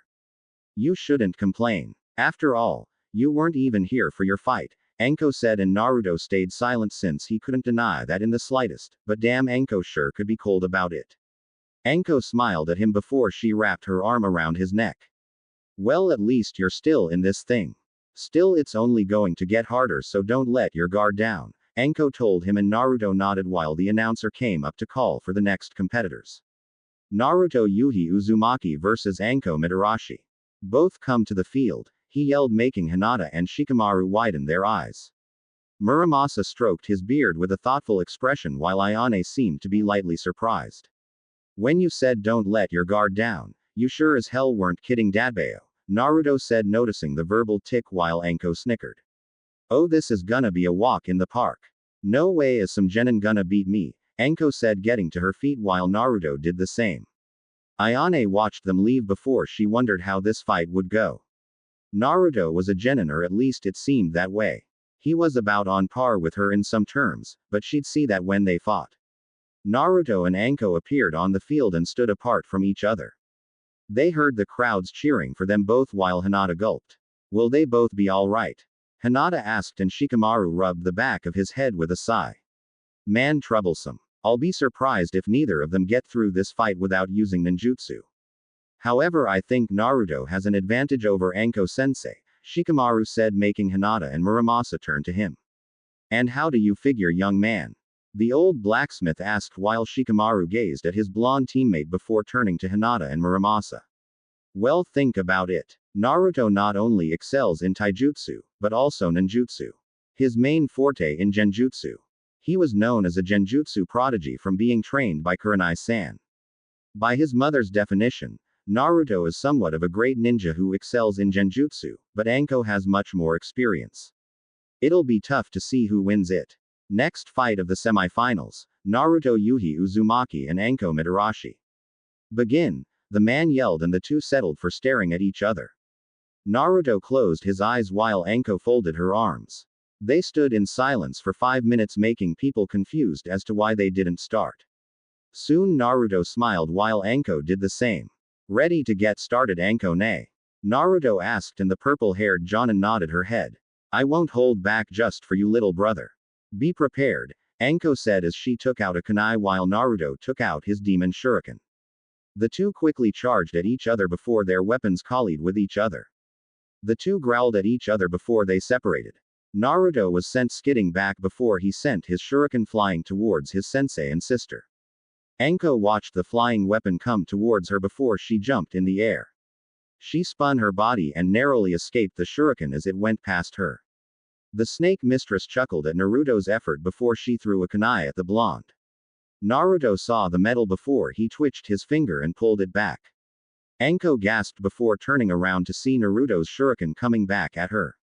Naive, she said as she blocked it with another kunai, but upon closer inspection she saw explosion seals over them, making her chuckle. Meanwhile, the kunai that Anko threw was on its way to Naruto, and the blonde saw it was an explosion kunai, making him widen his eyes before there were two different explosions at Anko's spot and Naruto's spot. The crowd gasped at the two explosions before Naruto jumped out of the smoke and Anko landed on the ground. The blonde's shuriken returned to him while Naruto smirked. Not bad, huh? He asked her, and Anko smiled with a nod. Oh yes, not bad. Still not enough, Anko said as Naruto looked up at the smoke from the last explosion, still hovering in the air. 3 kunai bursted from it, and the blonde gasped before he backflipped away from the 3 shots, only to realize that Anko appeared behind him. Naruto widened his eyes while Ayane seemed surprised. She's so fast. She'd go really well with the village, Ayane thought before she saw Naruto blocked a kick from his sensei. He quickly countered with a kick to her midsection, only for Anko to grab his leg while she snickered and hoisted him into the air. Naruto yelled out before Anko quickly sent him flying. Damn, she's really into it, Naruto thought to himself before he saw Anko under him. He smiled before he quickly weaved some hand signs. Anko watched Naruto come down hard, but soon he vanished from her view, making Anko widen her eyes. Suddenly she looked around to see the platform without any signs of her blonde student. Where'd he go? She wondered to herself before she looked out to see 5 kunai falling. She raised an eyebrow before more came down. It was a massive amount for Naruto to have in his possession before Anko quickly dodged them all. She gasped before the platform turned upside down. She thanked Kami for that as it blocked all the strikes coming towards her, but she looked down to see a bottomless pit and gulped. Man, these guys don't play around, but where is that brat? Anko wondered before she looked up to see Naruto holding her leg with his arm while she hung just over the pit. You lose, Anko-ne, Naruto told her, and the snake mistress raised an eyebrow before chuckling. So her little brother did that, huh? No, so fast, Naruto-chan. You have a lot to learn about me, Anko said, making the blonde raise an eyebrow before Anko dispelled his genjutsu, leaving the blonde shocked. He quickly backed away from Anko and cursed. So you realized it? Naruto asked, and Anko waved it off. I'm not so weak that I won't notice a genjutsu when I see it coming, Anko said, and Naruto chuckled with a slight nod before he turned back to Ayane. Well, sorry, Anko-ne, but I've got my reasons for going to the finals and you aren't going to stop me. I'm going to make Ayane-chan go all out against me, Naruto said, keeping the last part to himself, and Anko followed the blonde's intense gaze back to Ayane, who was staring straight at him. The two seemed to be dueling each other, rather Naruto keeping his mind on their fight. Anko chuckled and scratched her cheek. Well, alright, if you want to fight your girlfriend then be my guest. I'm sure your fiancé won't mind. In truth, I only did this cause you signed me up against my will, so I forfeit. Besides, I would have won in the end, Anko said, and Naruto looked at her in a shocked expression before all of her words registered. She's not my girlfriend, damn it. And that fiancé business hasn't been made certain yet. Naruto yelled at his sister, and Anko nodded while she patted his head. Sure, little brother. Whatever you say, Anko told him, making Naruto blush while most of the crowd wondered what she could be talking about. The snake mistress waved her hand to the announcer and the man nodded. Winner by default, Naruto Yuhi Uzumaki, he yelled, and Naruto watched Anko leave with a smile on her face. The blonde narrowed his eyes before turning back to Ayane. He saw the small smile on her face while Naruto gave a small grin. He could see the look for a good long battle in her eyes, and strangely they had an attractive flair to them. Naruto walked off the field and sat back in his seat while Anko sat next to her students. Man, Anko-sensei, you really know how to shock people.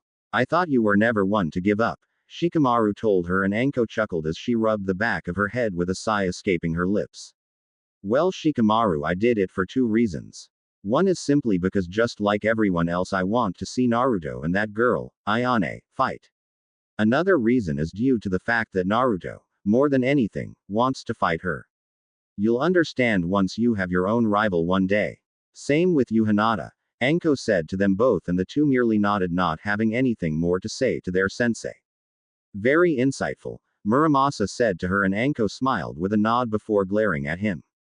So exactly who are you anyway?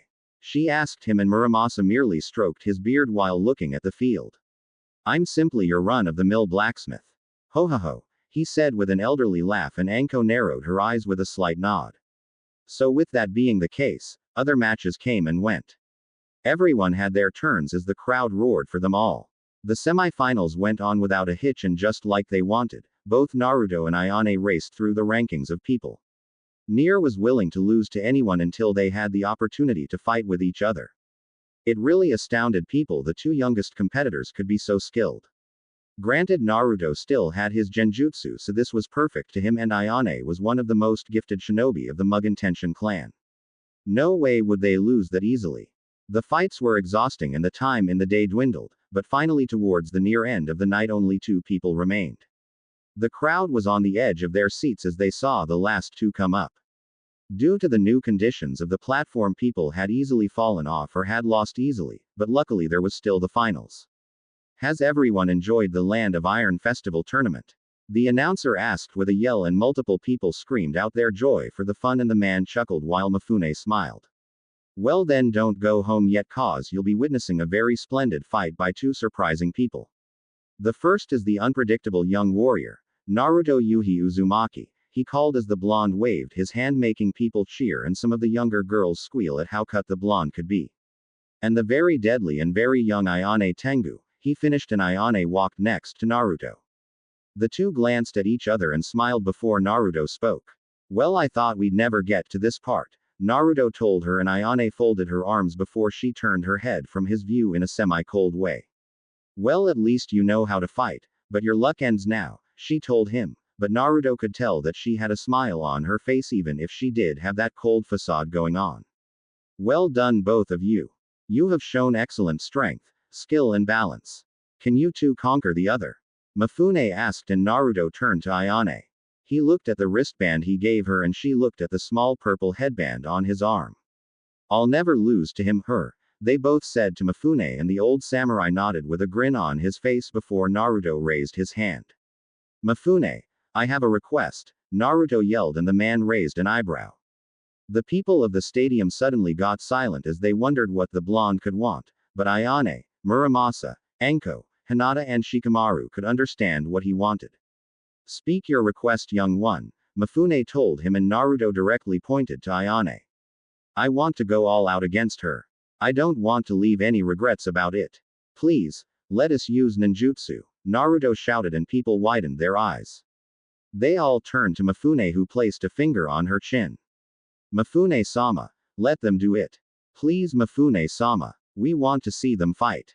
The crowd yelled out and the old samurai smiled while looking at Ayane. What do you say? He asked and Ayane smiled before turning to Naruto to see his cheeky grin. I'll fight him with everything I have. I know I can improve myself if I fight him all out, Ayane said and Mifune turned to the announcer. I allow the use of ninjutsu for this match as the last and final fight. You may have your wish, he said and the two thanked him for accepting Naruto's request. Well, how do you like that, people? We're going to have a good old-fashioned shinobi fight. Are you both ready? He asked and Naruto took out his shuriken, but Muramasa told them all to wait. Old man, what's the problem? Naruto asked and the man smiled as he reached into his clothes. He held out two clothes and tossed them to Naruto and Ayane. If you want to go all out, young one, then you'll need these, Muramasa said to them both. Naruto put his demon shuriken away and Ayane dropped the land of iron kodachi. They both unfurled them and looked to see their own original kodachi in complete perfect. Naruto gazed at the exquisite metal and Ayane did the same. It was so neatly made and renewed, plus Naruto could even feel a sort of connection. It was like the swords were directly connected to his chakra. Oh, he would have so much fun with these. They both smiled and turned to the old blacksmith. Thank you Muramasa-san, they both said with bows before they turned to each other. Naruto held his kodachi and took his taijutsu stand while Ayane did the same. Now is everyone ready? The announcer asked again, making Naruto and Ayane nod that they were ready. Then let the finals of the Land of Iron Festival tournament begin. He yelled and Naruto along with Ayane erased the distance between each other and clashed their weapons. They both smiled at each other before they backflipped away. The crowd roared for them both as they skidded away from each other. Ayane quickly jumped in the air and threw 3 incendiary kunai at Naruto, making the blonde backflip from them all. He growled at the purple-haired kunoichi while Ayane dropped to the ground. The blonde cracked his knuckles before he threw a kunai at her. Ayane easily parried the shot, but then noticed a string of wires fall around her before they tightened and constricted her body. Naruto smiled while he weaved his hand signs. Kaden. Gokaku no Jutsu, the blonde yelled as he sent the raging fire towards Ayane as it traveled along the wires. Ayane narrowed her eyes before using her kodachi to cut herself loose from the wires and safely dodge the fire. She did her own hand signs and from his time fighting with her Naruto could tell what it was. Haijutsu. Reku Jinpu Satsu, she yelled and a quick flash of lightning escaped from her hands and shot straight for Naruto. She watched the lightning go to him, but Naruto wasn't having any of that as he crossed his fingers. Kage Bunshin no Jutsu, he yelled, making 3 clones. One grabbed his arm and flung him in the air while the other took the blast before dispelling. Naruto could sense what the clone was feeling and he knew it must have hurt like hell from the experience. Ayane watched him go into the air before she quickly jumped after him. Naruto cursed before he took out his kodachi again and clashed with Ayane. The two did strikes faster than most people could watch as they only say the white streaks of light go over the entire stadium. They're really into it, Shikamaru said looking up and Anko could agree with him. He's even more into it than with me. I sort of find it insulting kind of, she replied, but Muramasa lightly chuckled. For those who find worthy opponents, it is only then that they can enjoy the feel and rush of a good fight. Ayane, for the longest time, has only fought to prove herself. To her clan, her superiors and even to herself. She never fought anyone just because she might like it. This is the first time I've ever seen her truly smile while having a good fight, Muramasa said, making Hinata and Shikamaru acknowledge the comment. The two flashed against each other while Naruto smiled. All for the sake of competition, right? Naruto asked and Ayane chuckled at him. Yeah, it ought to be fun once in a while, she said as they pushed away from each other. Naruto smiled as he hit the ground, but he noticed more of Ayane's kunai heading for him before he quickly maneuvered his body through the rain of kunai before they all exploded on impact. He was barely hanging on to anything as he dodged left and right, but soon he was kicked across the face by Ayane's heel and realized that the kunai were just a distraction for her to connect a hit to him. Most of the crowd winced at the kick, but many cheered Ayane for the hit and the purple-haired Kunoichi was enjoying it, that is before Naruto poofed in smoke making her narrow her eyes. A cage bunshin. But he didn't have any more, did he? She wondered before the real Naruto appeared behind her and slammed the ground. Ninpo. Shin no Otoshiana, he yelled out, and the ground under Ayane crumbled at her feet, making her slip and fall in the large hole that came into existence. Naruto smiled at his accomplishment, but little did he know that Ayane wasn't done yet. Falling through the hole, Ayane slightly cursed before she took out her kodachi and stabbed them into the wall. She glared at the opening before she slowly started to crawl out. "Oh, when I get you for this, I will get you for this," she said to herself. Naruto calmly waited for Ayane to get out of the hole, and before too long he quickly saw her emerge out of it while she dusted herself off. She glared her fiery, red eyes at Naruto's cold, blue eyes. "Not bad. The Mugen Tenshin clan would be delighted to have someone like you," she said to him, and Naruto smiled. "And Konoha would love to have someone like you, but for now I'm just going to enjoy this fight to the fullest," Naruto responded to her, and Ayane lightly chuckled before she threw up a large number of her kunai. "Oh ho. She's going to go with that," Muramasa said, making the others anxious before Ayane did a hand sign. Naruto started to act fast to her attack as he did his own hand signs. "Ninpo. Raka Shinkunai, ninja art.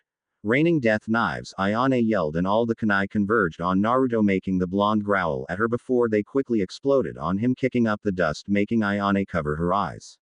She glared at the sight, and before long the dust dispelled for her to see Naruto blood as the knives penetrated his body. She widened her eyes at the result as Naruto dropped to the ground. The crowd gasped out at the blonde while Ayane walked up to him.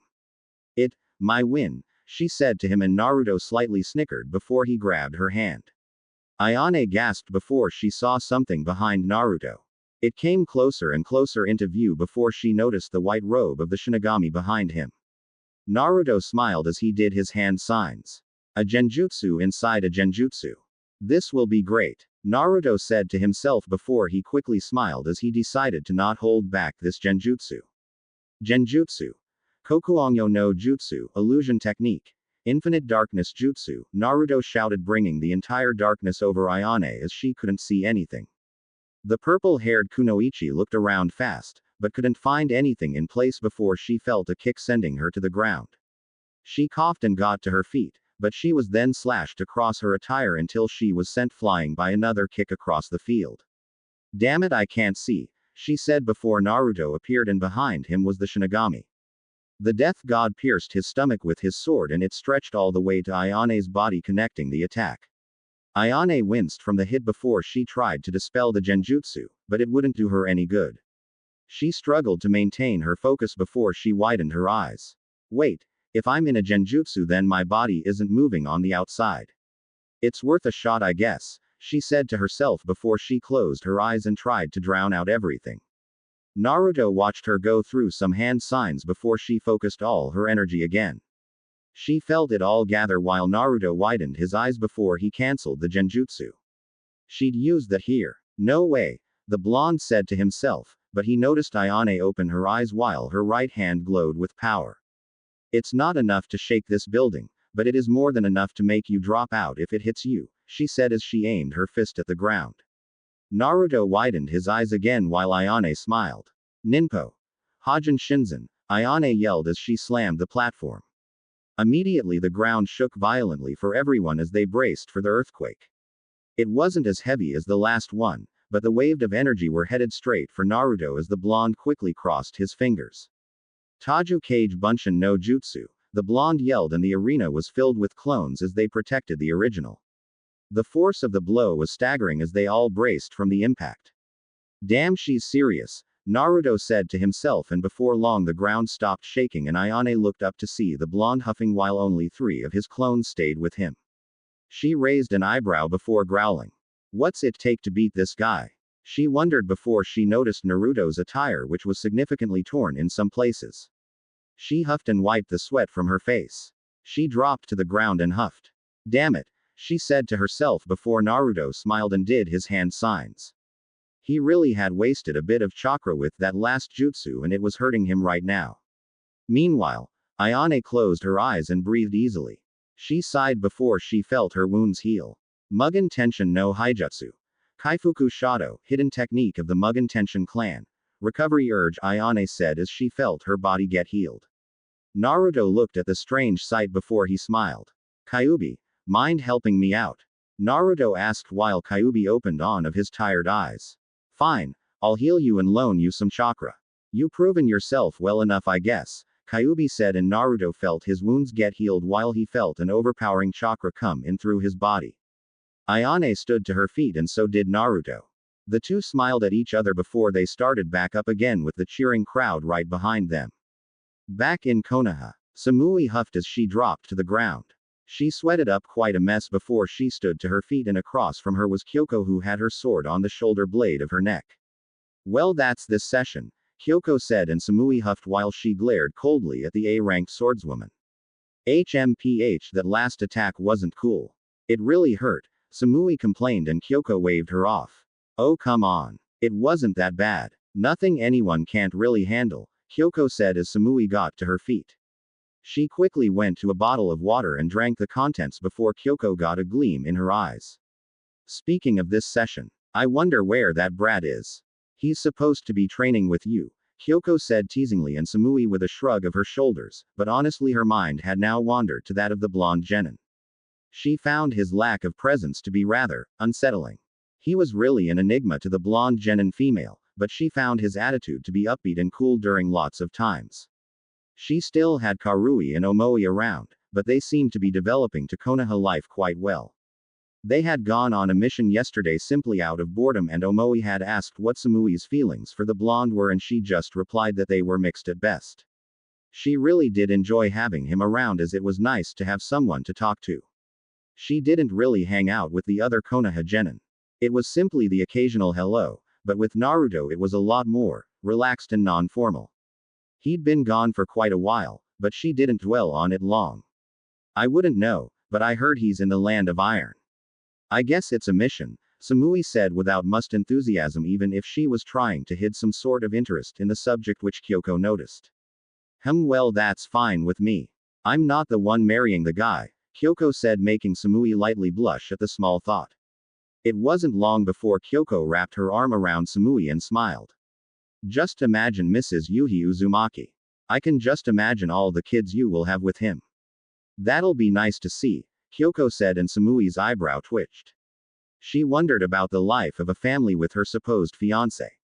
He could be a really good guy, she often figured, but that was way down the line and they hadn't even been officially engaged yet. However, that didn't mean she couldn't think about it. Well, that's for another time. If you don't mind, I'm going to go now, Samui said before leaving, while Kyoko giggled while she placed a hand on her hip. Oh boy, that was fun. Now I see why Anko does it. I should make a career out of this, Kyoko said to herself before leaving with a grin on her face. With Samui, the Kumo genin continued to traverse the streets of Konoha as she pondered some things. It wasn't anything major, but it might have had to deal with the fact that she was being followed. She sighed before turning around to see a square-shaped rock behind her. She sighed and walked a little further while the box-shaped followed her. She felt her patience thinning. You know, there is no such thing as a square-shaped rock. It's kind of an eyesore, Samui said to them, and whoever was in that box smirked. So you saw through the disguise. Well, that's just great, they said before Samui saw a small explosion of gunpowder making smoke come out while Samui glared at them before sweat dropping. She saw 3 academy kids come out while they coughed. Man, too much powder, they said while Samui rubbed the back of her head. Who are you? She asked, and they smiled before they each did a pose. I'm Konohamaru, the leader. I'm Moegi, the prettiest kunoichi in all of Konoha. And I'm Udon. Together we make the Konohamaru Ninja Squad, they said, making Samui's sweat drop even further. Okay. So what do you want? She asked them, and Moegi looked her up and down. Konohamaru, this one is really pretty. I can see why Ni-san is her fiancé, Moegi said, and Udon agreed with her on that while Konohamaru sighed and folded his arms. I admit that she has a lot of appeal, but no one is good enough for the boss, Konohamaru said while Samui raised an eyebrow. The only one she thought they could be talking about was Naruto, since she was sort of his fiancé at the moment. Excuse me, She asked, and they all turned to her before Konohamaru pointed his finger at her. Listen here, lady. Just cause you're good looking and very beautiful doesn't mean that you can use the boss any way you please. When you're his wife, you are to treat him nicely, Konohamaru said to her, and Samui felt a small amusement in this conversation somewhere. Well, it was something that I would have done anyway, but I suppose I understand. So you three know Naruto-san? She asked, and they all nodded. Are you kidding? When the boss becomes Hokage, he said that we would get to be his personal guards so long as we train hard and do well in what we do, they all told her, and Samui smiled. You'll also be my guards if I get married to him then, right? She asked, and they all nodded, not seeing the small joke that she was playing on them, which she rarely did with others, but this seemed to be as good a time as any to try. That's right, we guess. Tell us, what do you think of the boss right now? Moegi asked, and Samui raised an eyebrow. He's a very strong person and I respect him for that. I consider myself lucky to know someone like him, Samui finished, and the three academy students nodded. She's good. Really good. All right, you two. From now on we will work hard to protect the boss and his wife. We mustn't fail in our mission. Understood. Konohamaru asked, and the two other nodded as they raised their hands in the air before walking off, leaving Samui in the middle of the road with a blank expression on her face before Karui and Omoi came up to her. What happened to you? Karui asked, and Samui scratched the back of her head. I have no idea really, but for some reason I'm a little bit happier, she said, walking off with a small, unnoticeable smile on her face which confused her two teammates. Hokage Mansion. Hokage-sama, what is this? Kurenai asked in a semi-pissed off tone while Hiruzen gulped. Jiraiya smiled at the Genjutsu mistress while Kurenai stared at him with disdain in her eyes. Well, Kurenai, this is Jiraiya. He was Minato's teacher and he's the godfather of Naruto, Sarutobi said, and Kurenai narrowed her eyes at the pervert. He was a prime example of who she wanted Naruto to stay away from. To think that the number one pervert that wrote those books was her son's godfather was almost enough to send Kurenai over the proverbial edge. Well, to think that Naruto got adopted by the Genjutsu mistress is quite a surprise. Tell me, how has he been living with such a beautiful woman? He asked in a perverse giggle while Sarutobi watched Kurenai ball her fists. She quickly raised it and slammed Jiraiya into the ground in a load of fury. The Sandame's sweat dropped while Kurenai turned to her Hokage. Hokage-sama, please tell me this is a joke, Kurenai pleaded, but Sarutobi shook his head while Kurenai turned to see Jiraiya getting to his feet. Her hair showed the icy glare that she was giving him before she grabbed his cloak. Who do you think you are? You had the responsibility of Naruto-kun and you didn't do it. Do you know the hell he's been through? How dare you show your face after this many years? You never should have left, Kurenai growled, and Jiraiya looked down at the ground. Sarutobi watched the incident go down. I couldn't raise him. I had the spy. Don't you dare bring that network into this. I know about it and I find it to be bull. Naruto-kun is in my care now and I'll decide when you see him. For now you will stay away from him. If Naruto-kun wishes to see you then I will let him, but you've got a lot of making up to do, Kurenai told him before she walked out the door and slammed it shut. Jiraiya winced before turning back to Sarutobi. You're lucky you got out of that alive. I thought she'd be much madder, the Hokage said, and Jiraiya gulped. Man, she's just as scary as Tsunade when she wants to be, but I can understand what she's saying. I really screwed up, didn't I? Jiraiya asked, and Sarutobi rubbed his head. It's not your fault, and Kurenai does know about your duties to the village, but to her Naruto is the one thing that she might put before the village itself. The acts of a mother, I guess, Sarutobi said, and Jiraiya nodded with a sigh as he thought over his actions and wondering if he made the correct ones. That being said, Sensei, please tell me why Naruto signed the snake contract. Don't you know how dangerous that is? Jiraiya asked, and Sarutobi smiled. Oh come on, Jiraiya. You should have seen how happy Naruto was with the snakes for his summons.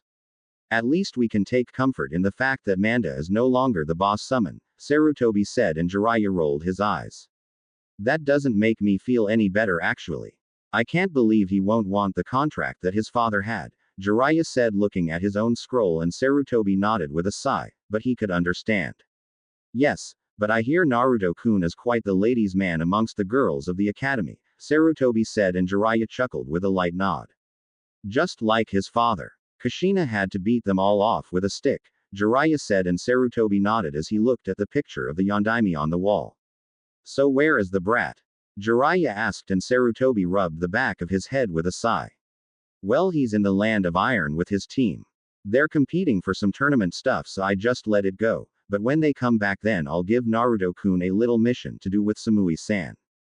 It'll be good for them to get out of the village together, Sarutobi said before Kyoko came through the door. Hey old man, she said, and Sarutobi sighed at Kyoko's attitude towards important figures, but he couldn't really care about it. Ah, Kyoko-san, how was training with Samui-san? Sarutobi asked, and Kyoko gave a thumbs up. She's doing very well, and when the brat gets back, then I'll be drilling him also, Kyoko said before she felt the stares of someone on her body. Jiraiya giggled before he lightly touched her, making Kyoko's eyebrow twitch. Oh yes, that's really nice. We have a perfect 10 here, Jiraiya said while multiple tick marks appeared on Kyoko's face. She balled her fists before slamming Jiraiya in the chin as she rocketed him through the roof. Who the hell do you think you're touching like that? Kyoko yelled while Sarutobi's sweat dropped at the hole in the ceiling before Kyoko slammed the door. He sighed and looked at his paperwork. It's okay.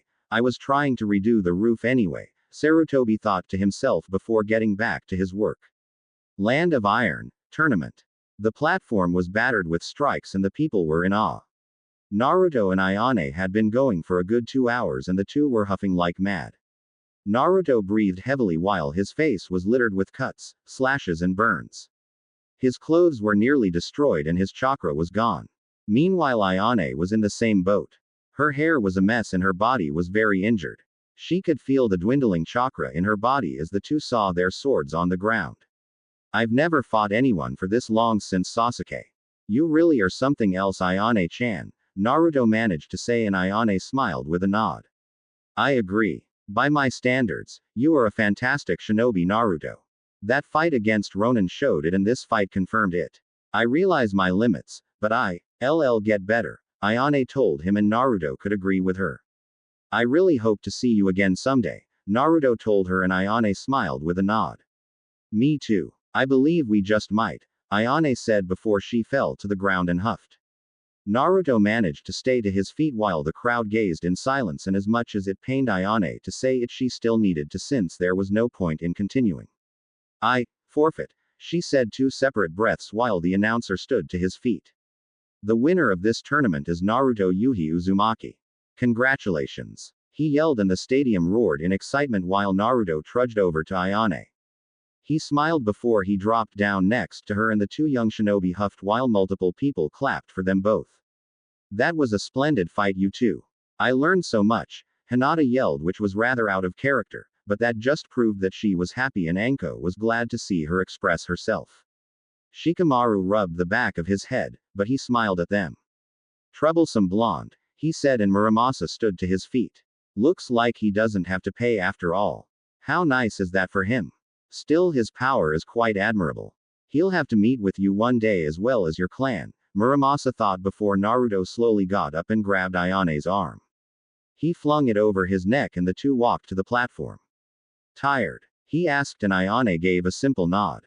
Very, she said to him, making the blonde laugh at her before Mifune stood to his feet. Congratulations, Naruto Yuhi Uzumaki, for winning this tournament. Please come to my building tomorrow along with Ayane-san for your rewards, Mifune said, walking off while Naruto raised an eyebrow along with Ayane. Why do I get a prize? I lost, she thought, but she decided to leave it alone since the blonde carried her away. Later that night, the whole town was in a celebration over the tournament that was taking place. It had been one hell of a tournament to remember, and one that no one would forget anytime soon. It was such a fun experience for people, but Naruto and Ayane were nowhere to be seen. The blonde was in the hotel with bandages on his face, and the same could be said for Ayane. Come on, little brother. We have a party to go to, Anko insisted, and Naruto rolled his eyes. Shikamaru and Hinata giggled at him before Naruto leaned up. Are you kidding? I'd love to, but I'm tired. You guys go without me. I've never been more exhausted in my life. Man, she dispelled so many of my genjutsu that it wasn't even funny, Naruto said with the last part more to himself than anyone else, but no one seemed to mind it in the least. Well, if you want to join then you're welcome to, Anko said as she, Hinata and Shikamaru left the room. Naruto sighed as he laid in his bed for a few minutes. That fight with Ayane was more fun than he could possibly imagine. He had to admit that the girl really knew how to fight, and that was an understatement.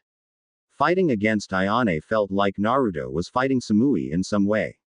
That cold glare that attracted him to the both of them. Samui's eyes were blue like his own, while Ayane's were red just like his mother's. It was a rather nice feeling to have won against someone like her. I really hope I see her again. Now that I think about it, maybe not. I doubt Samui's like that, and Karui will just plain kill me if she even thought I was cheating. Wait, I'm not even involved with Samui-chan, so why should I be guilty? Naruto wondered before he got to his feet and used a kage bunshin to pack up his clothes since he knew that they would be leaving tomorrow. He sighed as he got to his feet and noticed that it was completely dark outside. Not surprising since it was probably midnight. Maybe I'll go to the roof, Naruto said as he got to his feet. Soon there was a poof making the blonde cough before he looked to see two snakes in the room. He gasped out before he smiled. Makata, he yelled as he knelt down. Makata smiled at her friend before she slithered up his arm and draped around his neck. Hello Naruto-sama. It's good to see you, she said with a correct S in her voice. Naruto smiled with a nod while he gently petted her on the head. Naruto-sama, Makata has really worked hard for the snakes. Keep in mind that she is still wearing an advanced henge. She undergone all her training with the snakes, and we know that she's really to completely be your familiar. Just know that when you drop her henge, then you'll have a big surprise, the snake said in a perfect voice, and Naruto turned to Makata, who rubbed her head on his cheek. Thank Kako. I owe you a lot, Naruto said, and the snake waved it off. All for the betterment of the snakes, Naruto-sama. Well, I'll be going, the snake said, and Naruto sat down. How have you been, Makata? Naruto asked, and the snake forked her tongue. I've been doing well. Where did you get those injuries, SSSS? She asked, extending the S out of a force of habit. Naruto chuckled as he told her all about the things that went on while she was away, and Makata was surprised to learn of all the things that Naruto had done in her absence, but she was happy that he had fun in the competition, and Makata told him how her gruesome training went and how a year passes differently in the land of the snakes from the humans. Just like the other summons, the time differentiated from the locations, which Naruto was surprised to learn. That's great for you. I'd drop the henge, but I'm afraid that you'll destroy the place if I do, Naruto said, and Makata snickered before she yawned. Tired? He asked, and she nodded before Naruto took off his jacket and furled it on his bed before Makata settled into it. We'll talk tomorrow. I'll be right back, Makata, Naruto said, and the snake familiar curled up into a ball before going to sleep, making Naruto chuckle at her. The blonde left the room and went to the rooftops. He saw the snow falling and enjoyed its cool embrace. He looked out to see the town still partying the night away and sighed. It'd take a miracle to get them to calm down, but then the blonde turned his head to see someone standing on the railing and looked up to see Ayane on it while she folded her arms. She had on a few bandages and some new clothes as well. I figured you'd be knocked out, Naruto said, and Ayane turned her head to see Naruto gazing at the town. Hey, it'll take more than that to knock me out. You might have gotten me to forfeit, but getting me to get knocked out is totally different, she stated to him while Naruto rolled his eyes. Whatever you say, he told her, and Ayane slightly frowned at the way he wrote her off like that, but she could deal with it for some other time. I really learned a lot from this place, Naruto told her, and Ayane agreed with him on that. She had learned a lot also, and even found somewhat of a small friendship in the blonde. I can see what you mean, and I understand. When I came to this place from the sea, I knew I would find something here, but to think that I found you of all people, Ayane said, letting the thought hang while Naruto smiled. Yeah, so what are you going to do when you leave? Naruto asked her, and Ayane smiled. Well, I'm going to go work for Mirai-san like I planned in maybe a year or so. Plus I'll go up to the Hayabusa village, she said, and Naruto raised an eyebrow. What's the Hayabusa village? Naruto asked, and Ayane smiled while she turned to Naruto. You and the others' nations wouldn't know of the village. It quite a long ways from this place, at least 2 or 3 weeks away depending on transportation, but they are a clan like mine. The leader is Joe Hayabusa-sama, and his son, the last of the dragon lineage, is Ryu Hayabusa. He's probably the best shinobi I know besides Hayate, Ayane said, and Naruto raised an eyebrow. I wonder what it would be like to fight him. Naruto said more as an afterthought, making Ayane chuckle. I suppose that's right. But be careful, there are plenty of advanced placed where we are and they're quite different from the villages that you hail from. Ayane said, and Naruto wondered what she could mean by that, but he didn't say anything more and settled for looking at the village down below. Hey, you think we could stay in contact? Naruto asked, and Ayane raised an eyebrow. Why? She asked, and Naruto gave a cheeky grin to her question as he rubbed the back of his head. Well, shouldn't friends stay in contact with each other from time to time? Naruto asked sheepishly, and Ayane thought over that word. Friends, huh? She wondered before she nodded. I suppose that's fine, she said, and Naruto snickered, while he grabbed her hand, making her jump to the ground. All right then, Ayane-chan. Please give me your hand, Naruto told her, and Ayane showed her hands. Naruto drew a small seal on it and smiled. There, now when we exchange messages with my snakes, then we'll always be in communication, Naruto said, and Ayane rolled her eyes. You're weird, you know, she said, and Naruto shrugged his shoulders. Meh, I like to think of myself as one of a kind dadbao, he told her before walking off. Ayane looked at the seal on her hand and smiled as she closed her eyes. It might not be so bad to have someone to talk to besides Hayate. She could say that much for sure, but for now she'd have to pack and be ready to go. Next morning, Mifune's office. Naruto and Ayane stood apart from each other as they waited for Mifune to arrive. They had gotten up early for whatever he wanted from them before Naruto yawned. Where is this guy? The blonde wondered while Ayane brushed a hand through her hair. Who knows, but I guess we shouldn't complain, she said, and Naruto could agree with her on that as they waited a little longer. Soon Mifune came through the door and sat down with a smile on his face. Sorry about that. I had some business to take care of, but now I know you both need to go, so I'll make this fast. I know that you two stopped Ronin for the Land of Iron, and I express my sincerest gratitude. You didn't have to, but you did it anyway out of concern for the people, and so I thank you for that, Mifune told them, making Naruto rub the back of his head while Ayane merely nodded with a slight smile on her face. You're welcome, sir, they both said to him, and Mifune nodded as he held out a box and handed it to Naruto and Ayane. The blonde opened it while the two looked inside. They saw 2 jeweled crystals and gazed in awe of them while Mifune smiled. In there is 2 crystal pieces of the Land of Iron. They are a perfect source to power weapons with unimaginable chakra. All that matters is how you view the weapon to use it correctly, Mifune told them, making the two nod, and then Mifune took out some money and placed it on the table. It's a little reward for his capture. In here is exactly 800,000 yen for his capture. Please divide it amongst yourselves, Mifune told them, making Naruto and Ayane nod with smile on their faces while the man turned to Naruto and took out a scroll. For the winner of the tournament. Here in this scroll is a year's supply of the precious metal that makes the Land of Iron famous, Mifune told him, and Naruto grabbed the scroll into his hands, and Mifune took a scarlet necklace and handed it to the blonde.